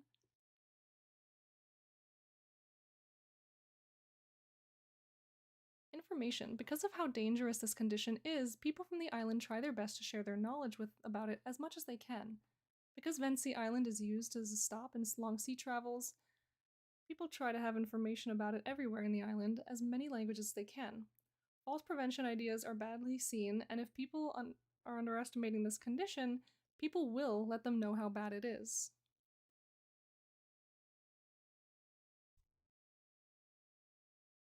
Elves have some bacteria groups in their skin where they can store mana, but the bacteria are highly protective of their host, attacking infections, illnesses, and even tattoos. Well, that's cool. So they have their own little army. Very neat.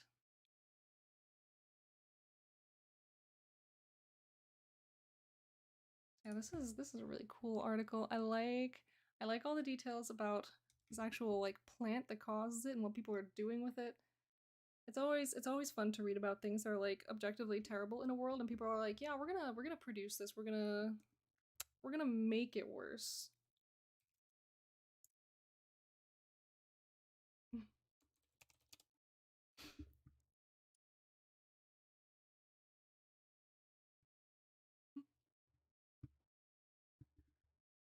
Okay.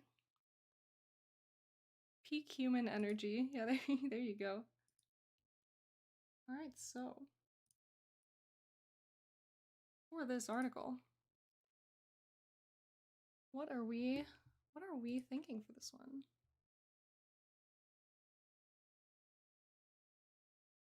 So this is originating from like a bleeding saffron. Would that be like similar to an actual saffron plant, like in real life? Look, something that can kill us sometime later. We made it kill us 10 times faster. Let's sell it. Yeah, there you go. Exactly. How can I profit off this deadly and terrible thing we have in abundance? Yeah, that is the energy.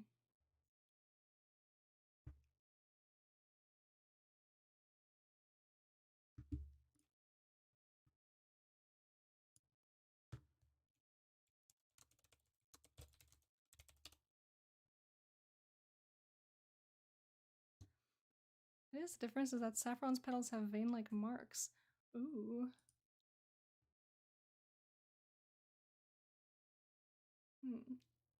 So we could try to draw something that's maybe representative of the condition itself, or maybe we could draw maybe someone harvesting this plant.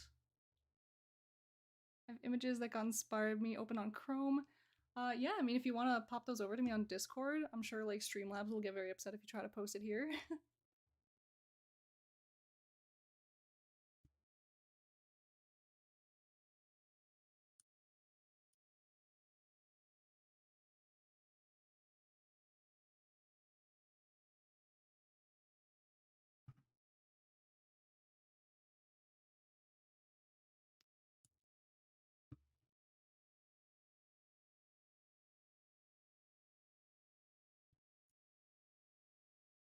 Yeah, because TJ also had a like a plant-based affliction, and we kind of made a little drawing of someone like moments before disaster, just like about to pop them in their mouth. This one might not be so much of moments of disaster, so much as like here is someone who is about to harvest this and use it for nefarious purposes. Oh yeah, those look really nice. Those are cute. So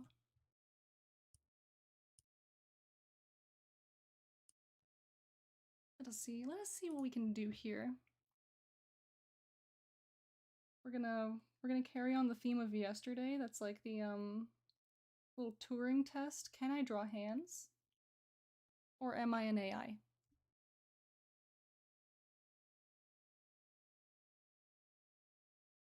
It's always the question of the hour. So how do we want to block this out? Maybe we have our lovely little plants in this area.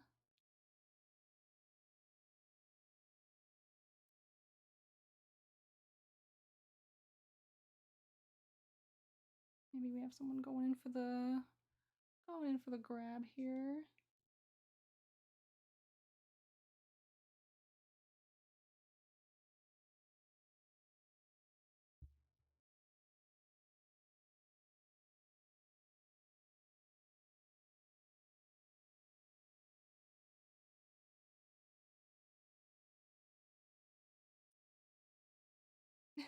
Some good Turing test. Birds aren't real, you're an AI. Ah, yeah. But we can't be telling people that, you know?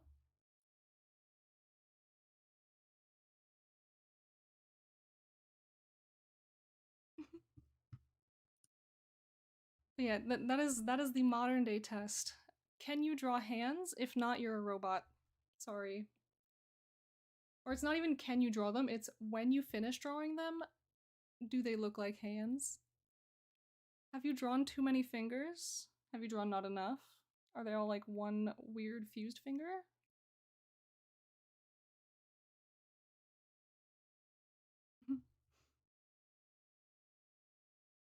So let's see. I have like these like lovely little rounded petals.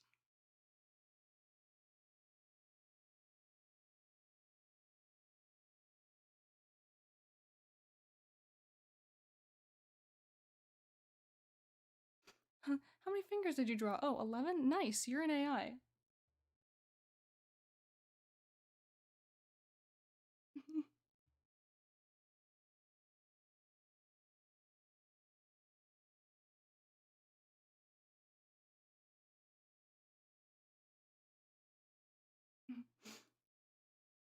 But mutations.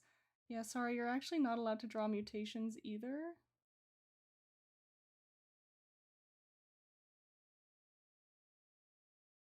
Or else you are just robotic, I'm sorry. I don't make the rules.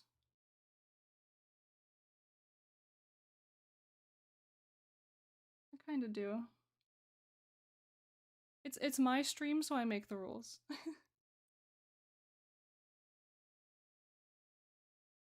We have these.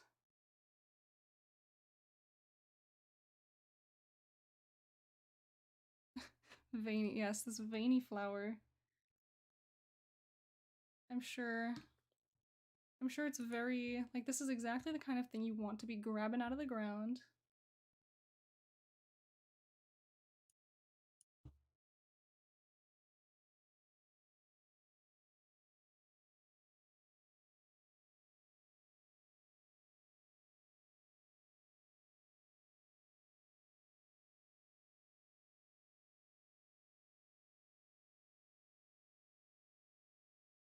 Little,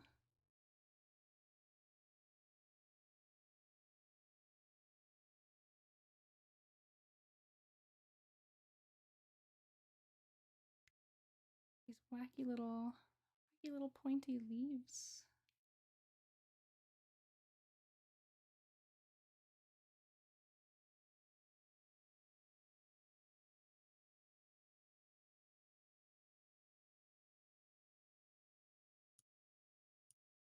We just make this more focused, like so.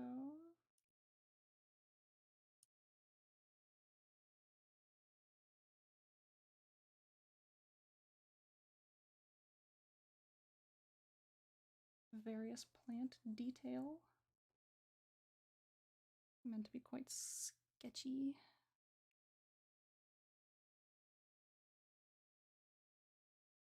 Oh, this guy's wearing gloves. I say I hope, like, I'm not the one drawing it.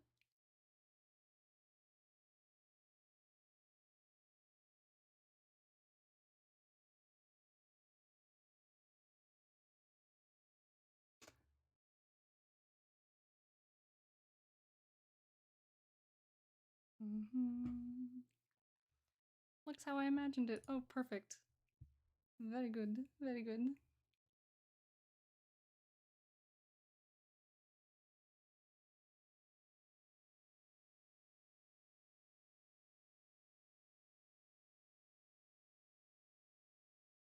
I don't think we need a crazy amount of extra details, kind of like around the drawing. Let's keep the focus on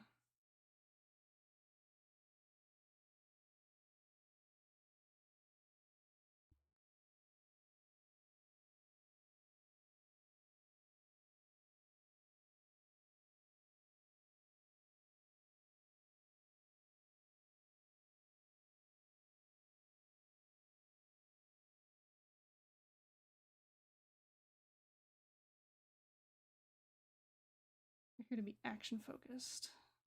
We're looking at these hands, we're looking at these flowers.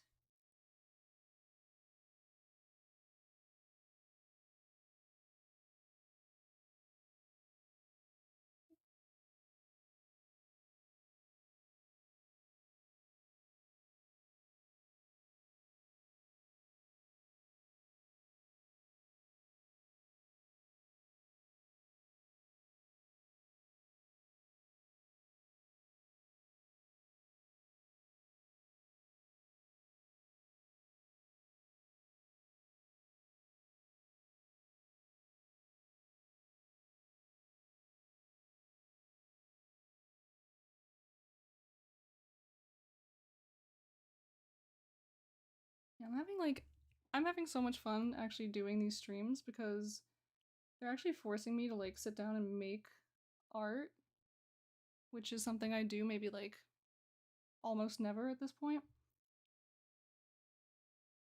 which I should be doing a lot more often. I'd like to be doing a lot more often.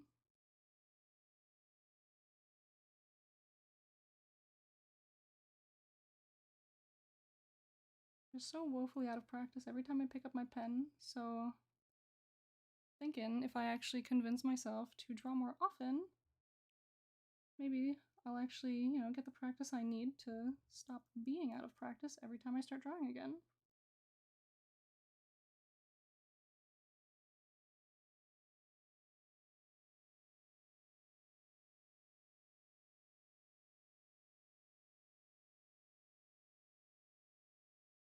It's my little group accountability.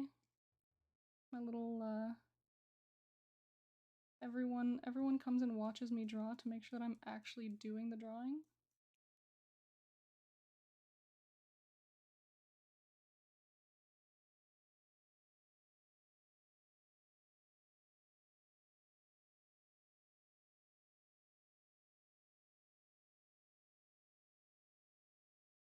Oh, little fleur.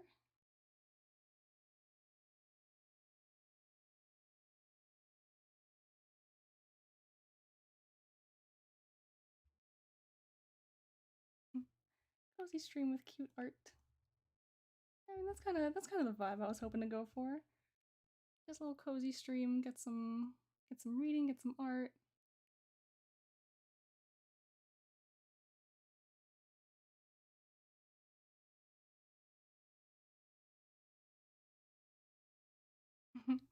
Even though the cute art represents bad things. Oh yes.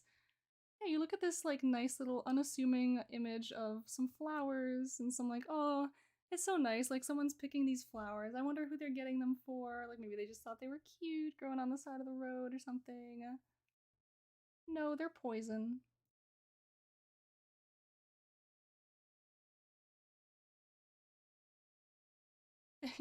They're poison. They're just bad.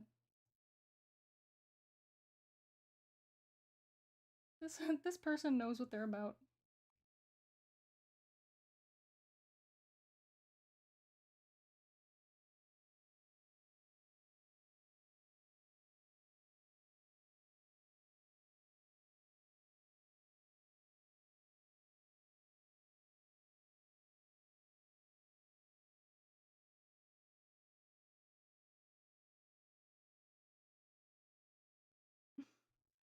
The idea of drawing art inspired by our articles is awesome.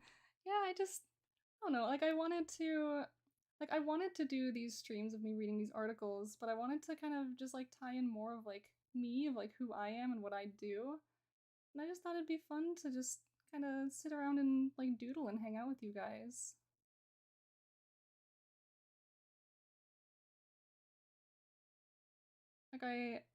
Like even before all this, like I always wanted to kind of like start streaming and start doing like art streams and other things.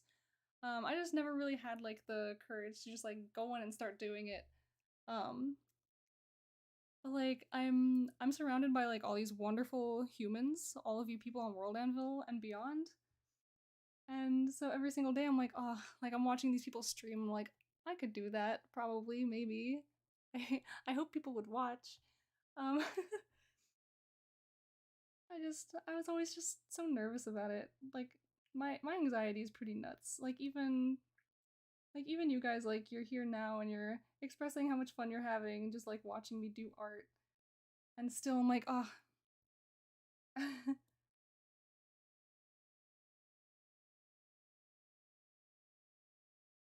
admire how fast you make the drawings. That would take me hours. Oh, yeah. I mean, I'm doing my best. I tend not to work very quickly. I don't know. I feel like maybe streaming also just like speeds up my hand. It's like, all right, the people need results. You know? The people need to see the work.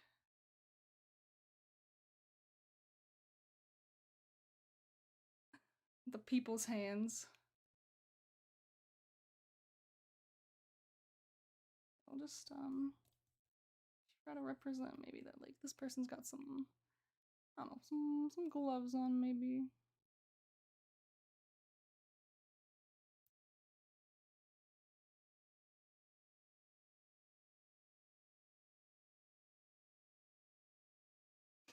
The people need to see if I'm human or AI. Exactly.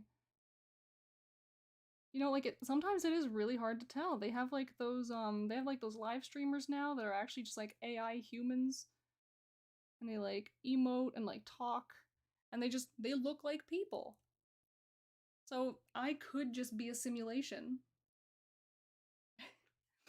I could be a simulation made to entertain all of you. And wouldn't that be fun? They're cute drones of the government. Yeah, they're trying to spy on all the weird people of the internet.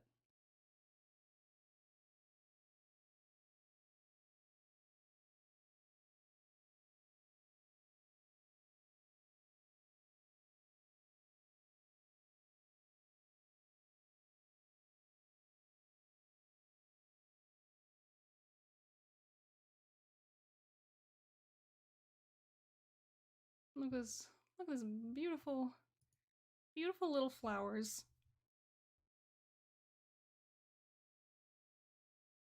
There we go.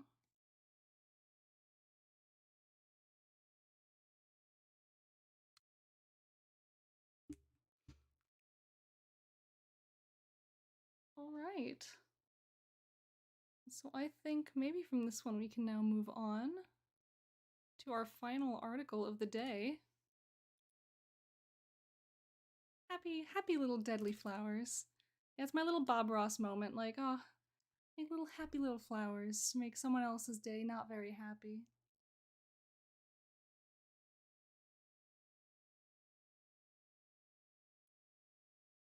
They needed a friend. Yeah, well, that friend's probably not going to be around for too much longer. And so, we carry on to our next article. Cat Toblepon's Curse. My heart is pounding. Oh, you nervous?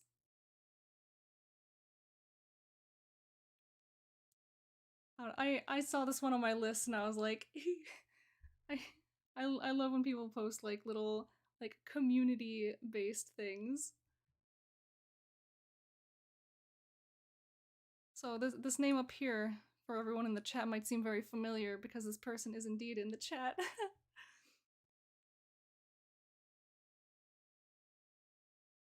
Also, am I saying your name right, Kato?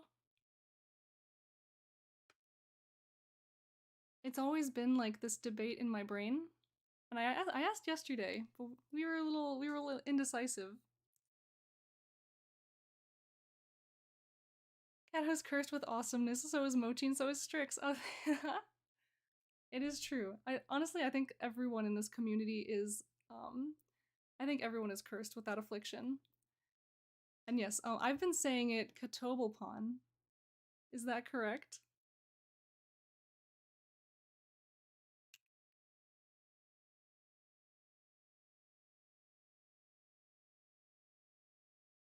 Yes, we did have that debate yesterday.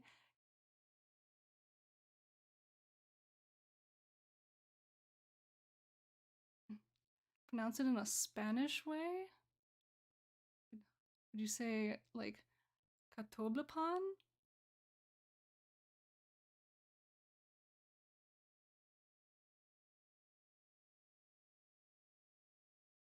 English pronunciation is whack. Yes, that. Oh, perfect.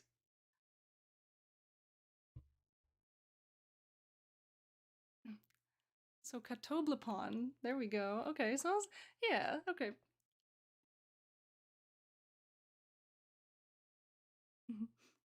Oh, Catoblepon. Yeah, there you go. There's a suggestion for you in the chat.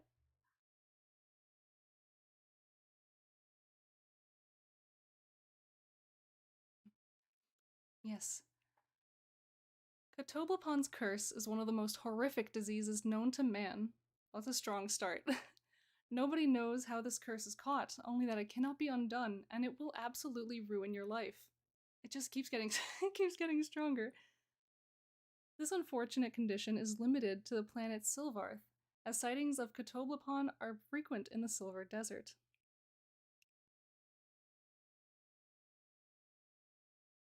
Cause. The specific cause for Catoblepon's curse is not currently confirmed. However, there are speculations. The most popular theory is based on the mythical creature Catoblepon. This beast's head is so heavy that it cannot lift it up, and instead it drags along the ground wherever it walks, as it trods endlessly around the Silver Desert. Many people believe that when you look into the eyes of Catoblepon, you will be cursed with Catoblepon's curse. This will curse you for the rest of your life, your head constantly increasing in weight, so much that you cannot lift it, like the Catoblepon. Heavy heads. The most significant symptom of Catoblepon's curse is one's head continually increasing in weight. The first few weeks of attaining the curse, the symptom may not be apparent, but cursed individuals will start to feel a heavy head. After about a month, one's head will feel incredibly heavy, and at some point it will be impossible to lift their head up. At this point, cursed individuals will typically require external care to survive. Typically, one will use a CHH, or a Cato head holder.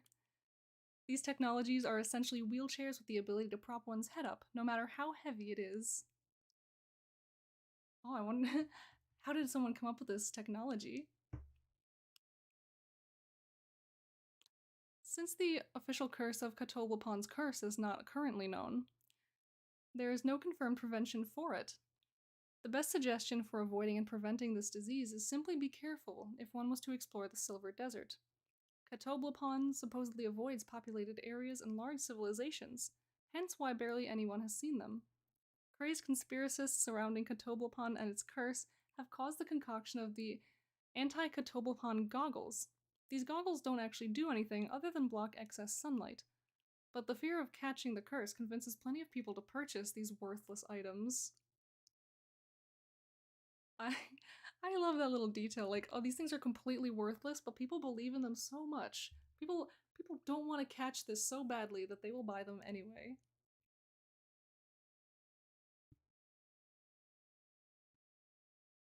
Do the people know that these don't work, or is that just a little snippet from us, like, yeah, these don't work, but the people don't know it.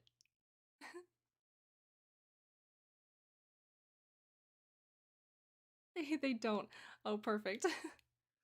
Yeah, so they're just buying this stuff like, ah, yes. Just like those amulets against vampires. They think it'll work, so they buy them. Yeah, I mean, how many things in the real life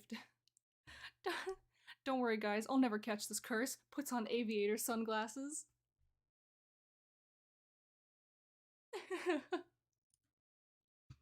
Alright. So now...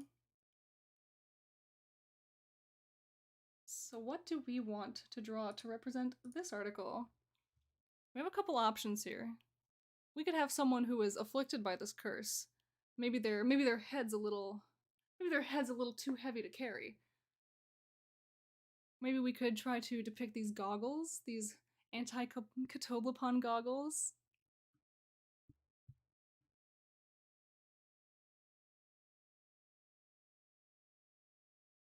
Not really sure how I would draw the Cato head holder.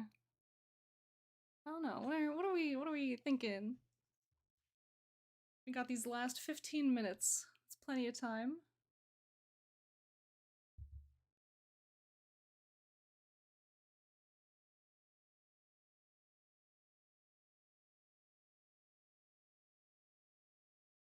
See, of course, we just we just get someone here with like the aviators, like, oh yeah, cool guy.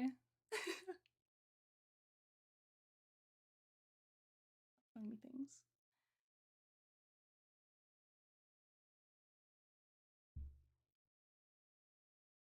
We could have...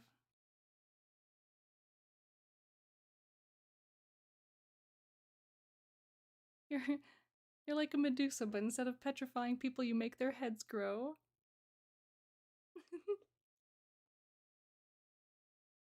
Yeah, this is a wonderful condition. Like, even if like the little community link wasn't in there, even if this wasn't like a Catoblepon disease, like that, it's still very fascinating that there's like a creature in your world that you just look at, and suddenly you just can't lift up your head anymore.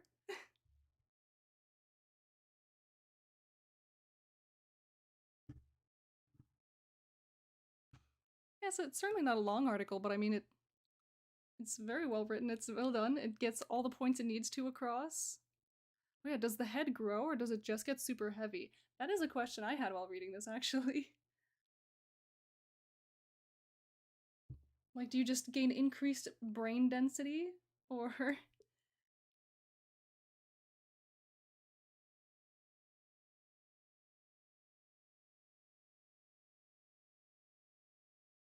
we could have... we'd have like a poor unfortunate soul. Like, head on desk. And their, you know, their hands here, they're like... they're just like, they're trying really hard to get themselves up, but they just...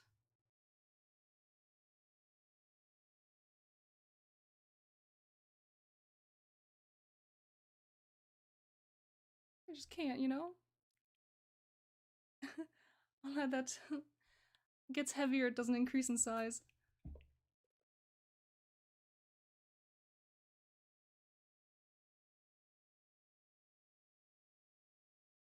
Hmm.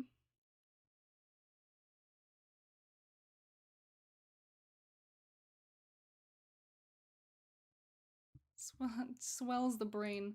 You just like, you become mega mind, but your head just doesn't grow.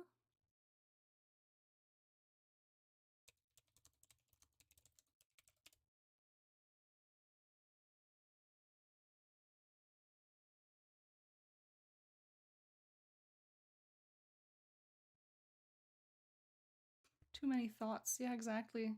It's it's too much thinking disease.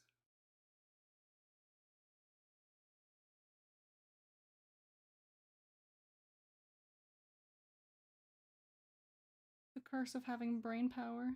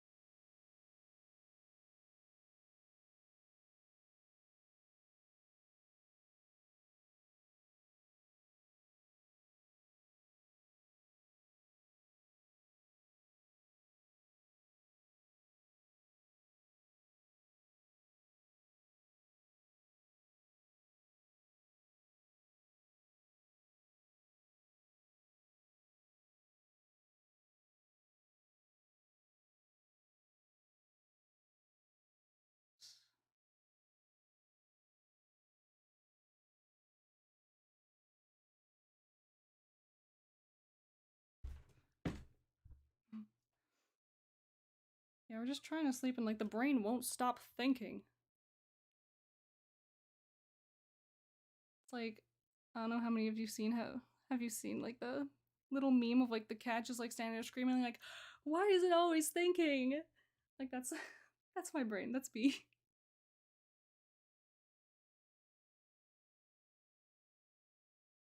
So why does it keep thinking?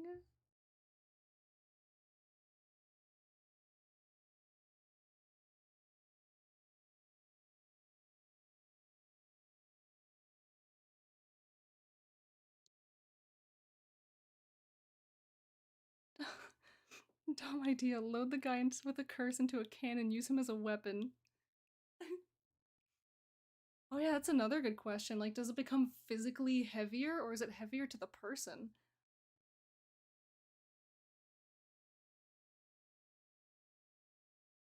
Like, can other people carry this person with like their head being so heavy, or is it individual?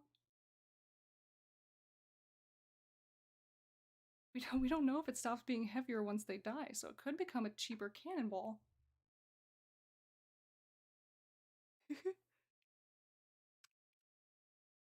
Uh-oh.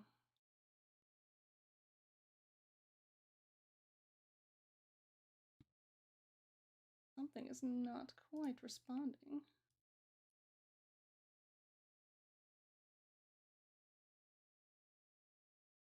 Oh, okay. I thought we were gonna have a moment here. We're gonna just drop a quick save.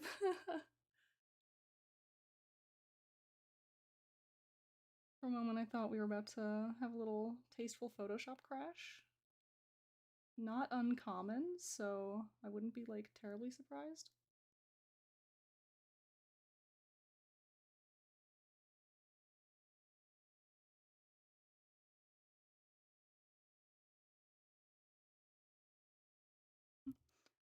New capital punishment repurposes ammunition post-mortem. Oh.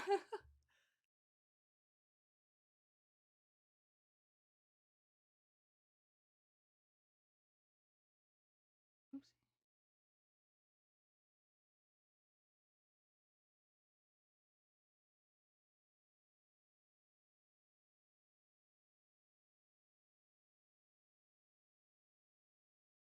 I wish I knew how anatomy worked. That'd be really cool.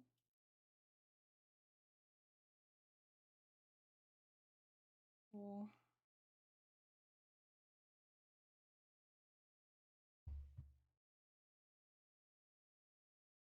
Squish head, because a little smushed into this table here. Anatomy do be weird. I mean, like, there are so many times where you'll draw something and, like, objectively, it is correct, but it doesn't look correct.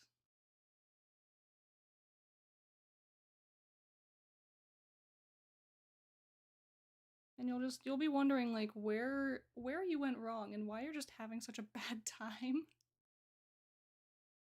I don't like this line being here, honestly.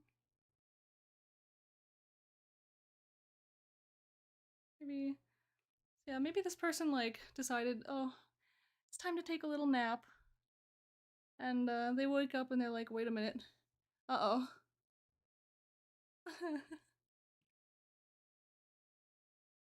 What happened to Bill? He got a big head and stopped paying his taxes.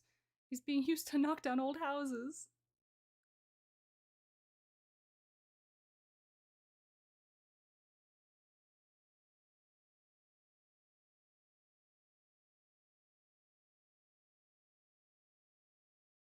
There's a little sad, a little dismayed. Maybe move that up a little, because it's a little low. Maybe he has a nice pension after that. Oh, it's still selected.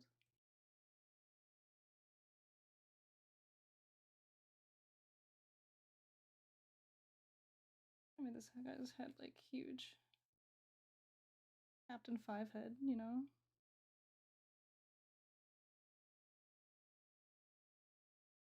Maybe.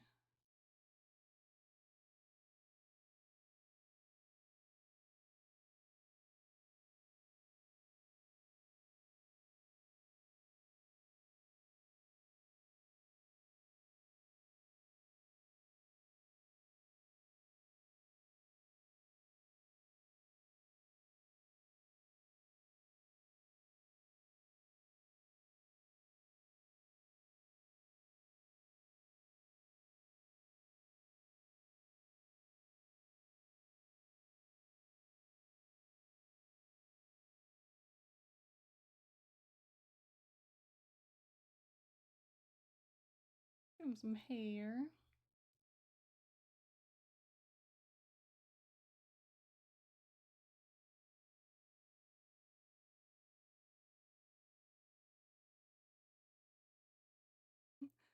Poor guy, he's a little stuck.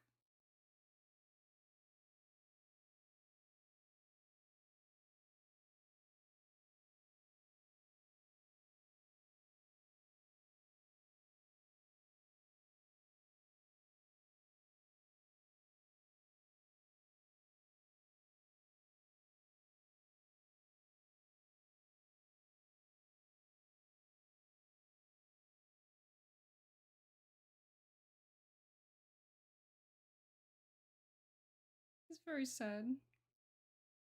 Hope he doesn't let that new pension get to his head. Oh my god, stop.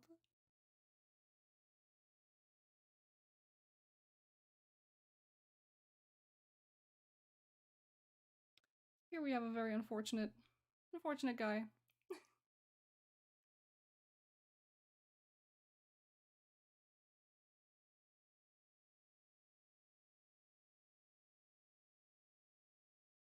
He saw something he maybe shouldn't have.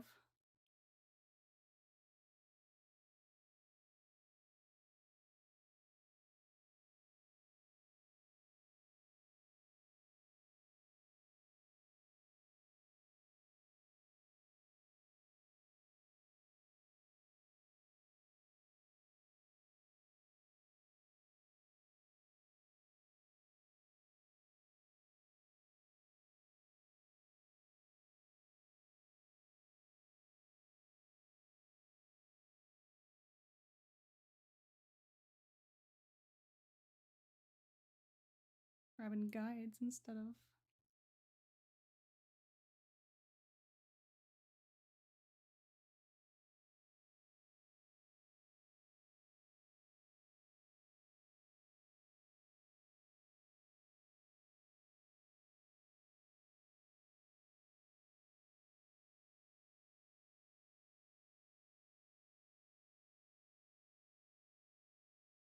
Ooh.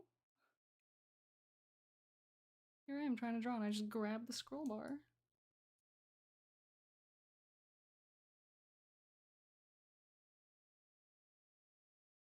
The life of an artist is always a challenging one.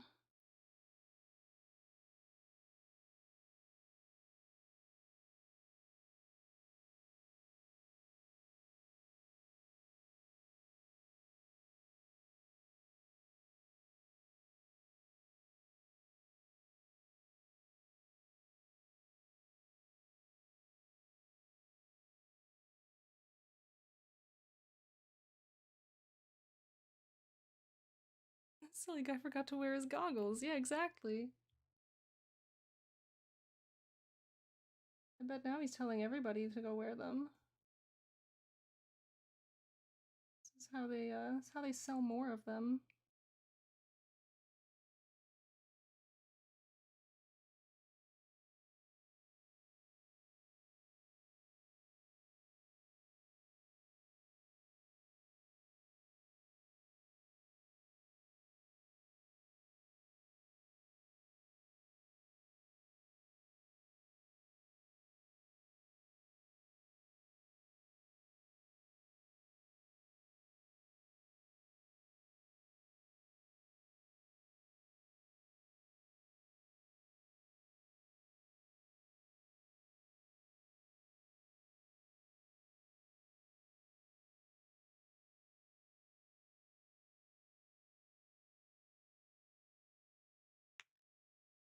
I'm imagining there would eventually be a whole society of people who live upside down. Like the evolution would be to make a device that holds them upside down because their heads are too heavy and their necks would snap. That's an idea for maybe next time. Maybe you create a whole ethnicity or like civilization where every single one of these people have been affected by Katoblipon's curse.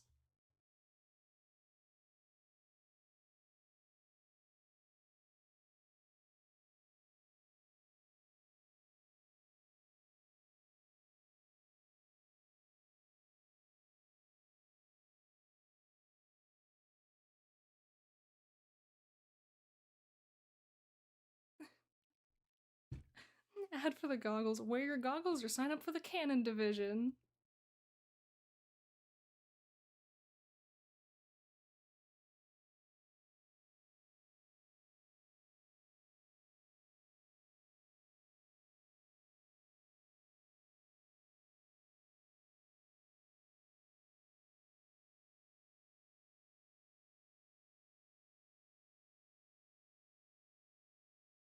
Yeah, I feel like the whole theme of these streams is just going to be drawing people having a bad time.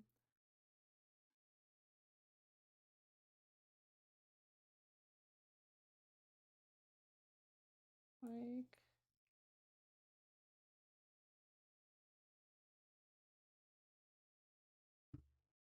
yeah, how's he looking?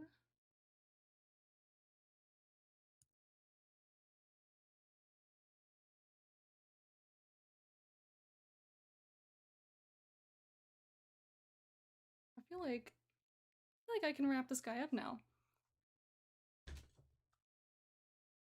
What do we think? How are we feeling about this poor guy? It is actually exactly 4 o'clock at this point, which means we wrapped up at like exactly the perfect time. I feel bad for him. Oh yeah, he might get better. Maybe if someone finds a cure.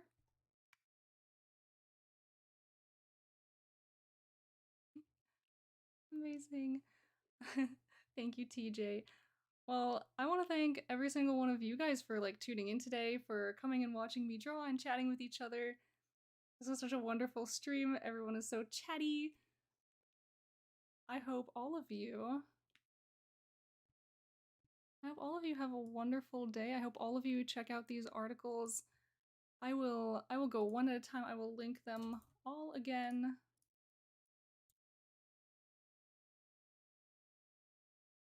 I'll click through all the articles. I'll send you all the links.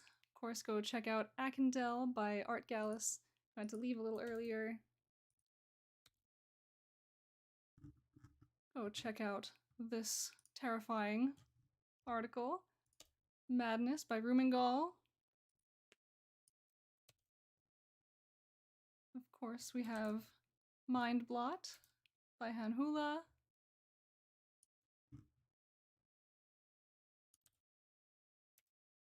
Rotten Spots by Katoblepon. And Katoblepon's Curse by Moti Manobon. You guys really gave me just like a wonderful assortment of articles. Wonderful articles yesterday, wonderful articles today.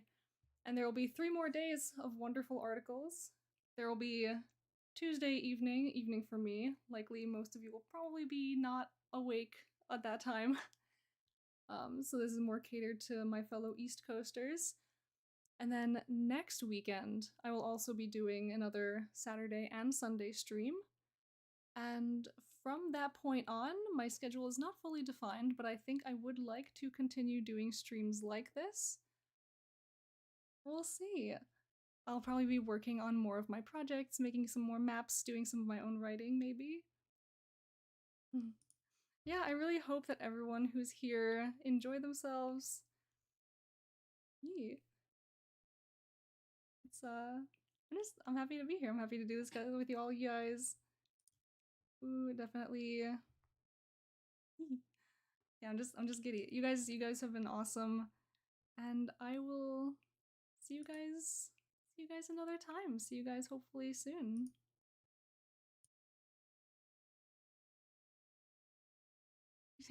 You seem like you've been streaming for ages. Oh gosh. No, I've watched a lot of streamers, so I'm like trying to emulate the energy. But yes, I do have to get going. So goodbye everybody.